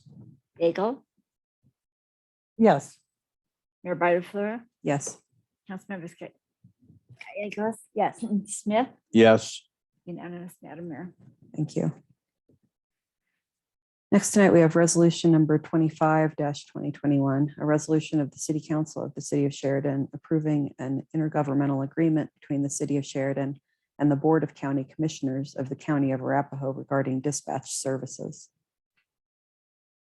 I'll move to approve resolution number 25, 2021. I'll second. One. Motion made by Councilmember Daigle and seconded by Councilmember Smith. Any discussion on resolution number 25? Can we get a vote, please? Councilmembers Hall, Yes. Daigle, Yes. Mayor Bartley, Yes. Councilmembers Gallegos, yes, Smith, Yes. Camacho, Yes. unanimous, Madam Mayor. Thank you. It is a typo error. It does say 2021. Might be just on the agenda, though. Yeah. Um, Oh, that's Way to confuse me. 20,000. Okay, sorry about that. We'll Next make we- sure we correct that in the file. Next, we have resolution number 26-2021, a resolution of the City Council of the City of Sheridan appointing the Adams Group LLC to audit the city's financial statements for the calendar year ending December 31st, 2021. I'll move to approve resolution number 26, 2021. I'll second. Sorry, was it? Anita. Motion made by Councilmember Daigle and seconded by Councilmember Camacho. Anybody have any discussion on resolution 26? Nope. I think they're a good group to go with. All right. Can I get a vote, please? Councilmember Stagel, Yes. Mayor Barterfloor, Yes. Councilmembers Gallegos, Yes. Smith, Yes. Camacho, Yes. Hall, Yes. unanimous, Madam Mayor. Okay, next we have resolution number 27 of 2021. A resolution of the City Council of the City of Sheridan, Colorado, approving the Colorado opioids settlement memorandum of understanding and associated settlement documents. I'll make a motion to approve resolution number 27-2021. I'll second. Motion made by Councilmember Gallegos and seconded by Councilmember Smith. Any discussion on resolution 27? Mayor, we have a brief video that was prepared by the Attorney General's office. We'd like to show. This kind of goes over the overall framework of the MOU and the issue in front of you. Thank you. Over the last decade here in Colorado, nearly 5,000 Coloradans died of prescription opioids. As Colorado Attorney General, I'm committed to addressing this opioid crisis. That's why we brought litigation against irresponsible actors in the pharmaceutical industry by pushing out dangerous drugs. I was prescribed 360 pills in a month period after I had gallbladder surgery. I was hooked. The doctors had cut me off, and I had gone to the streets to start buying pills. I lost my apartment. I lost my home. I lost my job. I was literally sleeping on the train tracks at the Fort Collins Arts Commission. I had to get some healing time in me so that I could get into treatment. I went to go check myself into that treatment center, and I had like 27 days coming off of heroin at the time. And they turned me away. Having done this for the last 10 years, it is so apparent to me that our system, while it is well intended, and there are some parts of it that are really well built, it isn't complete. We need greater access to treatment. There is no harder place to be than in a setting where the level of care that your patient needs is simply not available. We've had people die on our waiting lists. There's a lot of shame and guilt, right? So a lot of people don't want to come out and talk about their story. My experience has been is you either have to have a lot of money to get into treatment or go cause up a bunch of trouble. No, the justice system will get you in a treatment bed. And that's how. Now, these companies are being held to account. With $400 million coming to Colorado, as long as we can get local governments on board, please join us and stand together. Sign this memorandum of understanding to give us twice the money that we otherwise get. It's going to give us an opportunity to do something critical, addressing opioid use disorder by providing more drug treatment, more drug recovery programs, and better education and prevention efforts. What I can tell you now, after 4 years of law enforcement, is that if arrest, stigmatization, and incarceration worked with drug users, we wouldn't be here today. I'm excited at the prospect of active seeing this cohesive effort come together and maybe make a real dent in this, because the problem is getting worse and worse and worse, and we've got to find a way to do it. When we do this together, we can save lives. If everyone signs on to the agreement, there's no question that we can improve access to care and improve the quality of care that people are receiving. Montrose County is signing on because we believe this is the right thing to do for our communities. And we're not going to waste time. We're going to get it done as soon as possible, but we're signing on because we believe in it. Pueblo County is going to sign this agreement because we have waited long enough. We have seen enough suffering in our communities. We see these opioid settlement funds as a once in a lifetime opportunity to put dollars back into to the areas of our community that have been victimized by the opioid epidemic. This settlement and the agreement are going to give us powerful tools to start regaining ground because the human cost of this fight is real and has been heartbreaking. We've got a lot of work to do to address this crisis. Our office is committed to that important work. But we need your help. Let's sign this agreement now so we can begin the process of healing our state and communities. Give people who need help the support they deserve. I have a voice today. I get to help others in their recovery journey and tell them my story. People recover, people can be contributing members to society. Moms can be moms again, dads can be dads again. People can be an effective part of the community again. Let's do this together. To find out more, please go to coag.gov/opioids.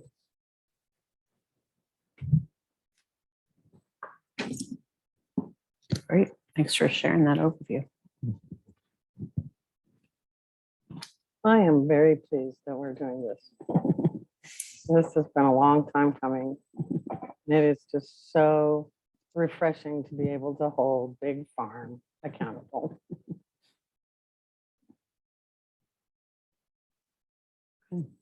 Once again, I've forgotten where we were with the process, so I don't. We're just ready for the. It's the ready vote. for votes. Ready Okay. for vote. Anybody else have any other comments on that? No, I agree. I'm glad we're going to get signed on there so that we can make sure Colorado gets the most money we can to help out. All right, can we get a vote, please?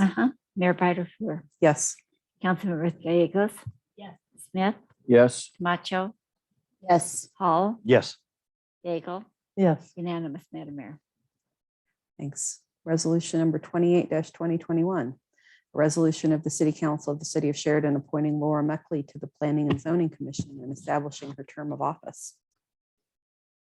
I'll make a motion to approve resolution number 28 of 2021.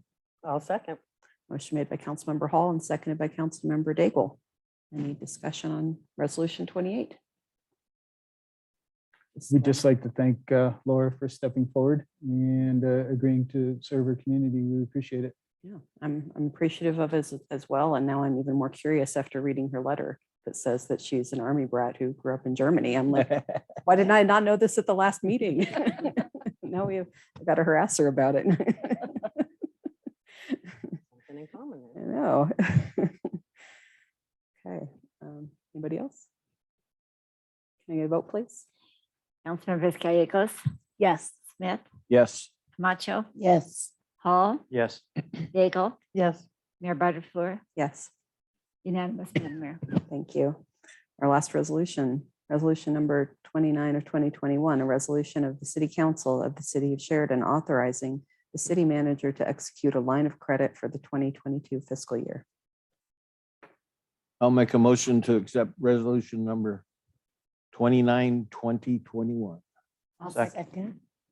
Go ahead. I'll second. Motion made by Councilmember Hall and seconded by Councilmember Camacho. Smith. Smith. Wait, You just heard an echo is all you did I did. get it backwards? Yeah. Yep. Sorry. Motion made by Councilmember Smith and seconded by Councilmember Camacho. Get it right now. Sorry, there's too many things tonight. I'm just like, all right. Any discussion on resolution 29? Can I get a vote, please? Councilmember Smith, Yes. Macho, Yes. Hall, Yes. Daigle, Yes. Mayor Butterfield, Yes, Councilmember Gallegos, Yes. unanimous, Madam Mayor. thank you. Next, we have a local licensing authority meeting. So we will leave our regular meeting at 7:48 PM and call a public hearing to order at 7:48 PM to discuss the tavern application for VFW number 9644. Madam Mayor, we Yes. need to do a roll call for the licensing authority. For the. local Okay. liquor. Please have a roll call for us then. Okay. Councilmembers Hall, Present. Daigle, Present. Mayor Butterfield, Here. member. Mayor Mayor, Member Gallegos, President Smith, Present. Camacho. Here.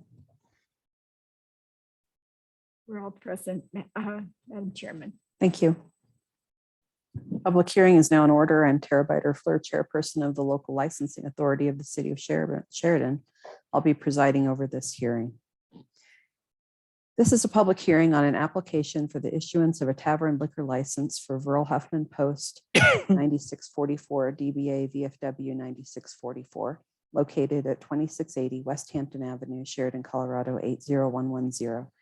The purpose of this hearing is to receive information, evidence, and testimony in order to enable this authority to make findings and reach a conclusion as to whether the applicant is qualified to hold a tavern liquor license, and whether the reasonable requirements of the neighborhood are being adequately served, and whether the adult inhabitants of the neighborhood desire that this license be issued. The hearing procedure will be governed by state law and the Sheridan Municipal Code. The applicant has the burden of satisfying this authority that the issuance of the requested license is warranted under applicable law. The applicant will present its evidence first, then the city, and then interested parties, if any. Interested parties are allowed to speak in favor of or in opposition to the application and may present evidence and cross-examine witnesses during the public hearing if they are an adult residing in the relevant neighborhood, or they're an owner or manager of a business located in the relevant neighborhood, or they are a principal of a school located within 500 feet of the proposed premises. Are there any of these interested parties present who wish to participate in the hearing? I don't see any here. Commander. You're the applicant, right? Okay, then you're not an interested party. I don't think. Well, they're right? interested. Not a statute. So we'll call you up in a second here. Okay, yes. Is the applicant ready to proceed? I'll call you right now. There. Please step to the microphone. Tell us your name, address, and if you have an attorney, have your attorney introduce themselves.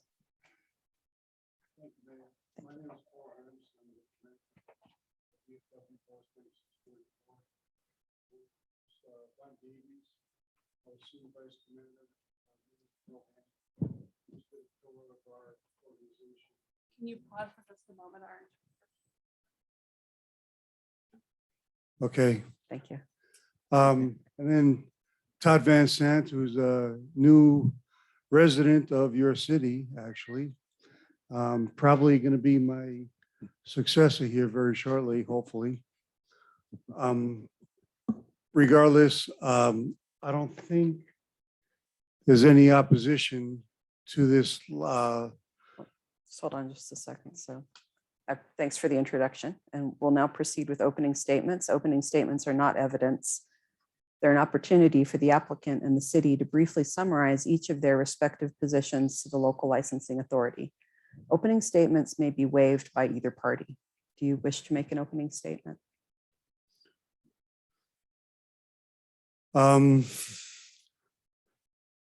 Probably just like I said, I don't think there's any opposition to this application. We've, I think, complied with all the initial requirements. And I have to give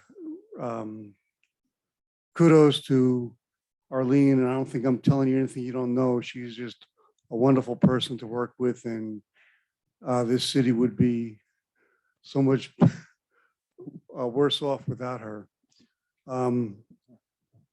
Eva Gerritsen here is from Liquor Pros, representing us. She was instrumental, or actually did the petition, and overwhelmingly, there was no opposition. I'm sure she would be willing to answer any questions you may have regarding that. Okay. So you can now present any evidence that you wish us to consider, and I'll swear in each witness. So if she's going to speak as your witness, or if you're going to speak as a witness, I'll have to swear you both in. All right.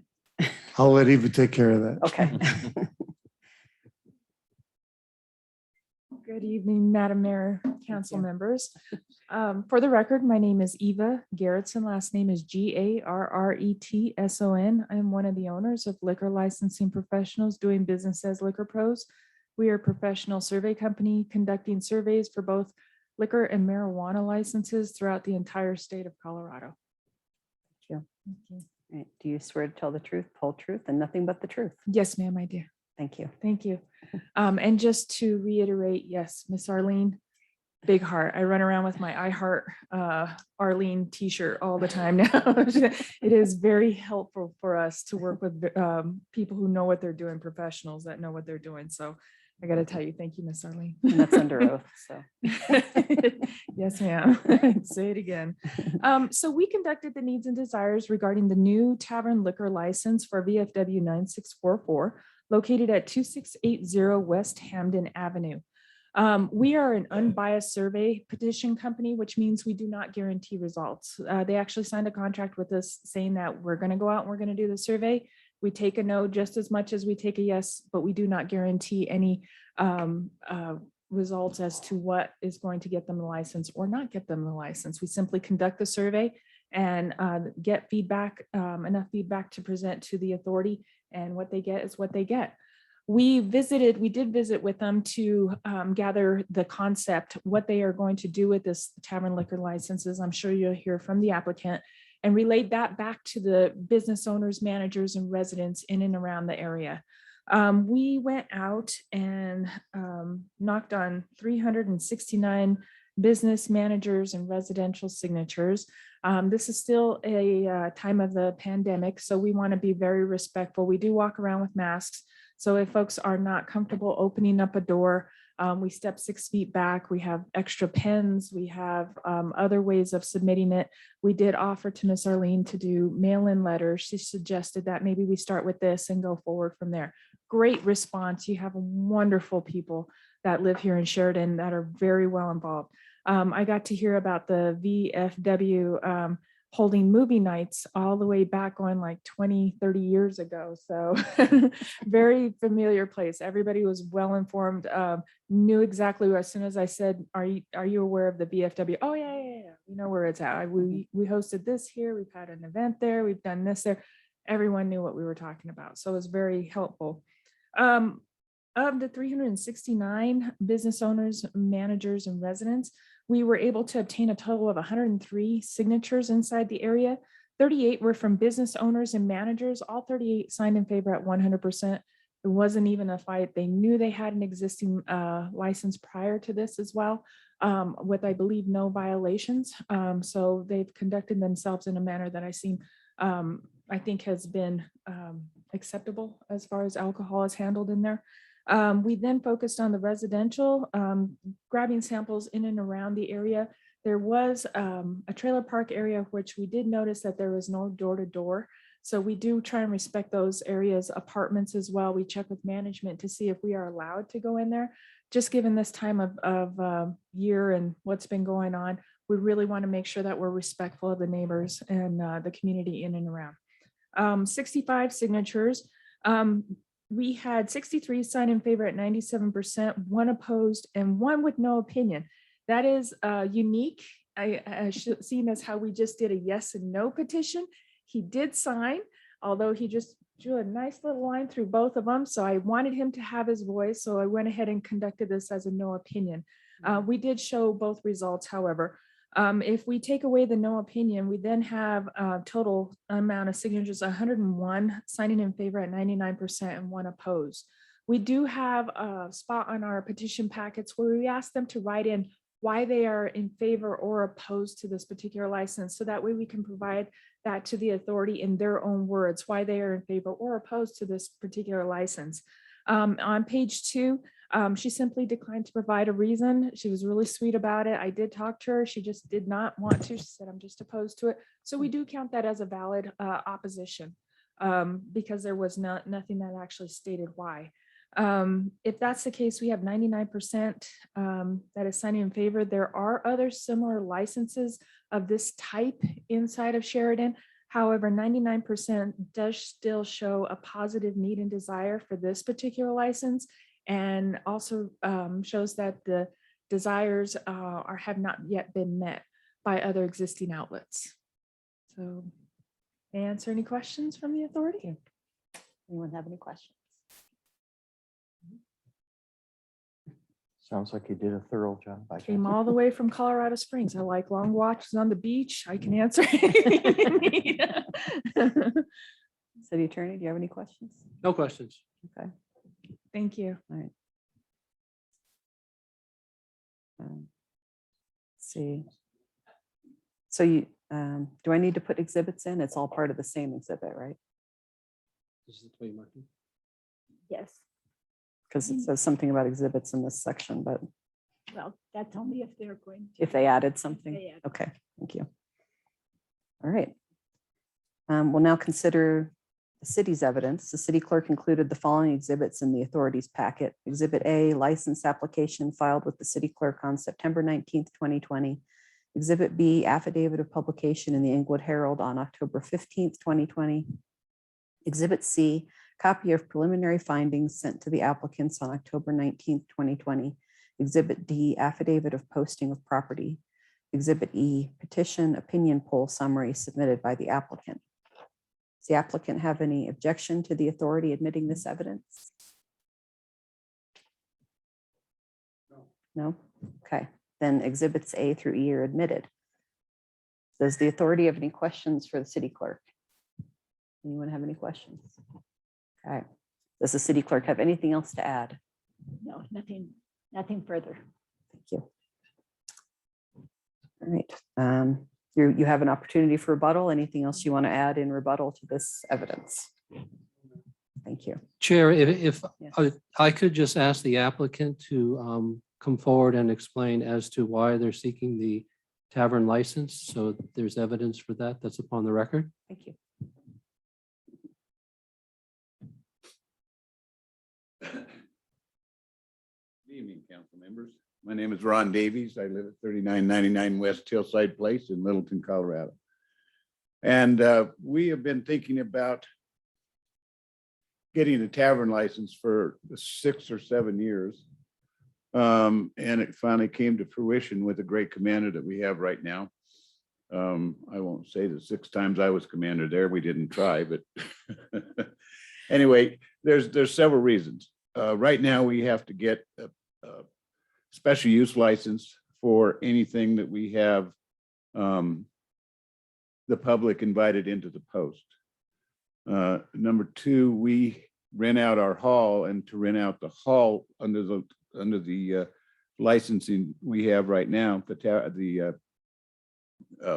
is it? The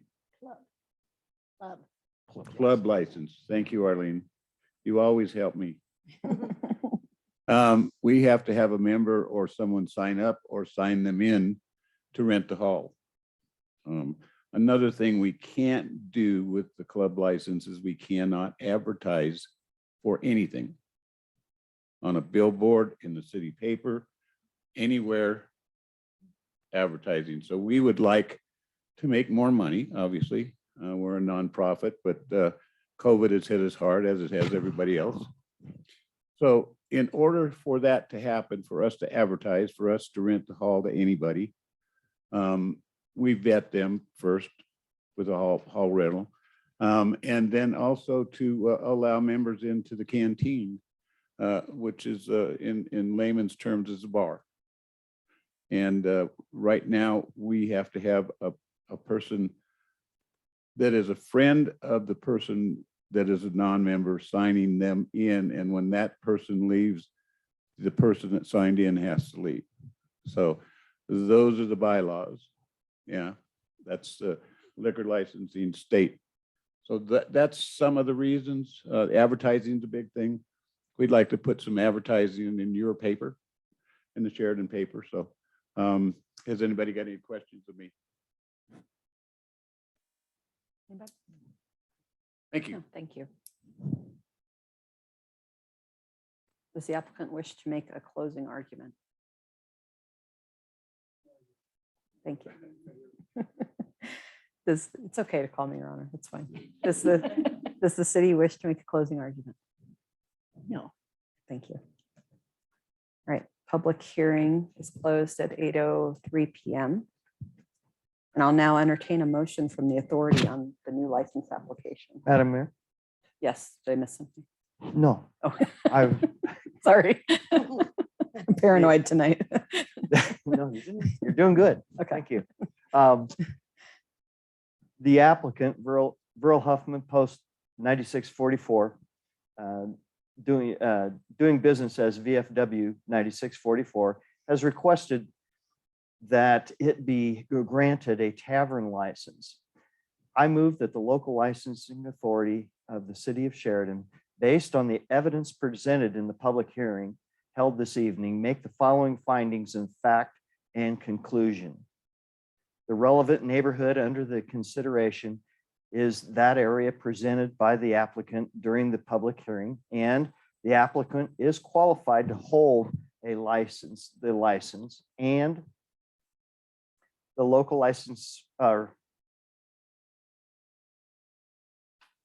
and the local licensing authority finds that the reasonable requirements of the neighborhood and the license sought by the applicant are not That's correct. not satisfied as demonstrated by the petition supporting the need for the requested license. And the local licensing authority finds that the inhabitants of the relevant neighborhood desire that this license be granted because of the petition submitted, which demonstrate that the inhabitants of the neighborhood desire that the license be granted. Based on the foregoing findings and conclusions of the local licensing authority for the city of Sheridan, Colorado, I move that the issuance of the license applied for be granted. I'll second. Motion made by Councilmember Hall and seconded by Councilmember Daigle. I would encourage everyone to discuss if they feel like the applicant has demonstrated that they should be given the requested license, and whether the residents and businesses would like for them to have the license. I agree. I see that in their testimony tonight, that it is desired by the community to have this license. And I can see by that, yeah. And they did a good job at canvassing the neighborhoods, and 369. That's a good number, I think, for that area. I also see the benefit that it would be for them to be able to have a tavern license so that they can expand their business, and knowing, how hard hit they've been with the pandemic and what have you, this may bring in some business for them, as well as opportunities for them, as well as for the community, to be able to, because it is a nice hall. I think it would be a benefit to the community as well. Anybody else? Nope, I think it's a good one. I know they've been around for a long time. Had a lot of doings down there. Yep. Yeah, I think they've definitely shown that the residents and businesses would be happy for them to have the tavern license. And I agree with Sally. I think they have a great facility there, and it'd be nice for more people to be able to use that facility.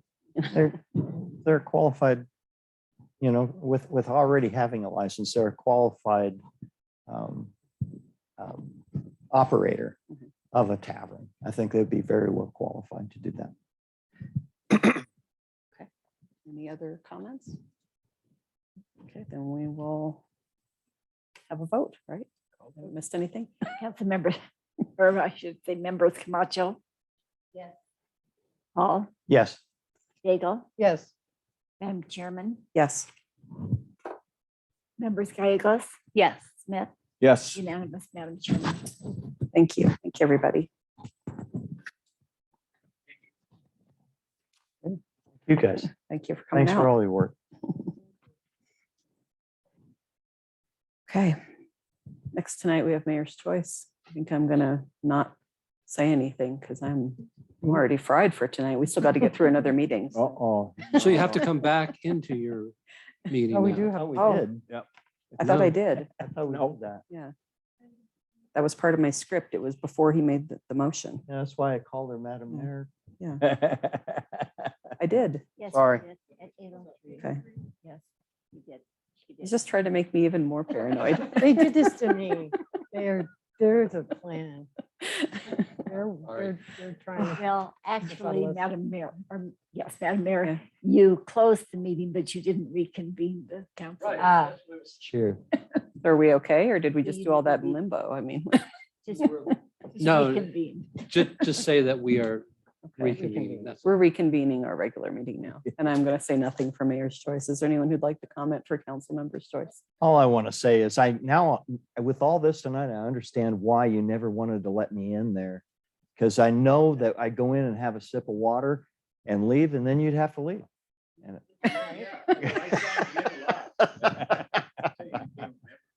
Okay. Yes. Yep. Thank you. Anything right now, Arlene? No, I'll give you a call tomorrow. thank you, gentlemen. Yep. All right. Anybody else have any council member choice items? Yeah, I've got one thing. In our meeting towards the end of our work session, we kind of were talking about projects and things. And I think there's a need to educate our public about why you should get a permit, a building permit.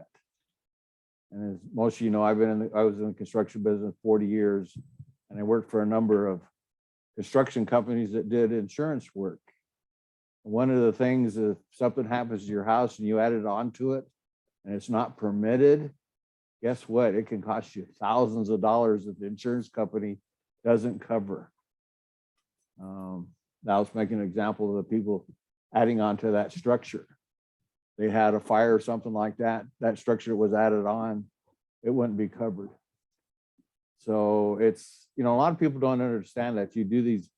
We used to call those people weekend warriors, go out and do things on the weekend, because that's when inspectors and people aren't looking for it. And one of the things is that when Mr. Dave Havens was on, he was one of those guys who was out Saturdays and Sundays. In fact, he caught me one time. I had a load come in it so I could build a shed. And, he thought I was getting ready to add on. I said, no, I'm building my shed, and it's right to what's allowed. But he was doing his job. He saw something. And I think that's what we need in our code enforcement too, is that they, their eyes and ears out there. So, I'd be glad to try to write up something for our little newspaper to let people know. I mean, there's a reason for getting permits. You're always welcome to submit something for the newsletter. They're always looking for content. Yeah. Anybody else? Okay, then one more chance for public comment. If there's anyone who would like to speak to council tonight, here or online. Not at this time, Madam Mayor. Okay, then we will, yeah, please. Please state your name and address again for the record. Again, Paul Gramps, 2609 South Quebec Street, in that other city ways to here, county the same name. Anyway, I was here a month or two ago for I think there was a preliminary hearing on this license. And that night there was a kind of a prolonged hearing on a redevelopment of a blighted property, I think on King or Knox Street. Anyway, regardless, in deference to your precious time, I didn't address the council like I intended to, but I'm going to do that tonight. And all that it consists of is I wanted to relay on behalf of the entire post of VFW Post 9644 what I consider a great privilege to have such a great working relationship with this community and the city as a whole. And I would hope any one of you would always feel welcome to come down and visit us anytime you'd like. One caveat, the chief, if you come, I hope it's social. Anyway, I just want to thank the entire council and the community for a great relationship I think we really enjoy. Thank you. Thank you. Thank you for your support of the community. Appreciate it. Okay. There's nobody else. So I'm assuming we don't have anybody online. Then they don't want to comment? Okay. Then we'll adjourn this meeting at 8:14 p.m. and we'll move into our Sheridan Redevelopment Agency meeting or authority. Sorry. Okay. I'll call to order this meeting of the Sheridan Redevelopment Authority Agency. Sorry, let me get it right at some point here. At 8:14 p.m. And we have all board members present except for Board Member Stang. Our first item is the approval of minutes of the SRA regular meeting of September 27th, 2021. I'll approve I'd like to approve the minutes of September 27th, 2021. I'll second. Motion made by Board Member Hall and seconded by Board Member Daigle. Any discussion on the minutes? Can I get a vote, please? Yes, members Hall, Yes. Daigle, Yes. Chairman Bartlefleur, Yes. members Gallegos, Yes. Smith, Yes. Camacho, Yes. unanimous, Madam Chairman. Thank you. Next, we have financial reports. Receive and file the financial reports. I'll move to receive and file the financial reports. I'll second. Motion made by Board Member Daigle and seconded by Board Member Smith. Any discussion on the financial reports? Can we get a vote, please? Members Daigle, Yes. Chairman Bartlefleur, Yes. members Gallegos, Yes. Smith, Yes. Camacho, Yes. Hall, Yes. unanimous, Madam Chairman. Thank you. Next, we have the approval of disbursements, authorized disbursements that have been or will be made for expenses in the amount of $112,887.06 as referenced below. Legal expenses, none. Other professional services, $7,854.14. City support services, $104,356. Other expenses, $676.92. I'll move to approve the disbursements. I'll second. Motion by Board Member Daigle, seconded by Board Member Camacho. Any discussion on the disbursements? You get a vote, please. Chairman Bartlefleur, Yes. members Gallegos, Yes. Smith, Yes. Camacho, Yes. Hall, Yes. Daigle, Yes. unanimous, Madam Chairman. Thank you. Next, we have public hearings, amended 2021 budget and proposed 2022 budget. So we'll recess the regular meeting at 8:16 p.m. to enter into a public hearing to consider an amendment to the 2021 Sheridan Redevelopment Agency budget and to gather public input on the proposed 2022 Sheridan Redevelopment Agency budget. I'll enter the following exhibit into the record. Exhibit A, proof of publication in the Denver Post on October 15th, 2021. And ask for opening remarks by Teresa Adler.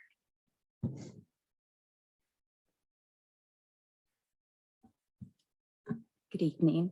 Tonight, what we're asking is we are asking you to amend the 2021 budget, and we are asking you to adopt or to approve on your first reading. Sorry, no, back up. The resolution. It's a resolution. I'm having a heck of a time too. Okay, we're not in the city, we're on the SRA. We don't have to do the ordinance. So yes, you will approve it tonight. The reason we are asking for the amendment for the 2021 budget is last year when we budgeted for the sales tax and the PIF revenues, we were very conservative with COVID happening. Even though we got through the year very well, we didn't want to project revenues really high. So we've exceeded those revenues. The reason we're not asking you to amend the general fund is because just because revenue comes in on the general fund, you're not required to spend it. That is not true for the debt service fund. With the debt service fund, we have an end of year calculation that we do. We do it usually on December 1st, and we have to have everything done by December 15th. What that requires is if there is extra money, it does have to be paid towards the B bond payments. So that's why we're asking you to amend the 2021 budget. So it's a good thing because you have more money, but we do have to make the payments towards the B bonds. The 2022 budget, we didn't make any changes from what we presented to you on September 27th, but I'm happy to answer any questions on either one of these. Ready?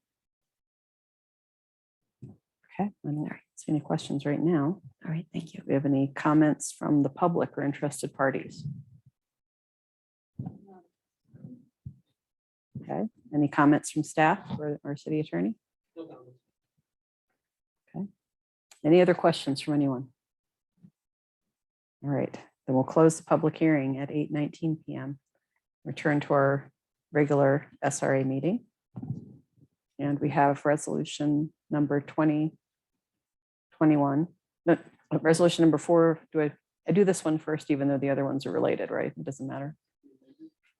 No. We have Resolution 4 is on here first. Right. so. Does that matter? Doesn't matter.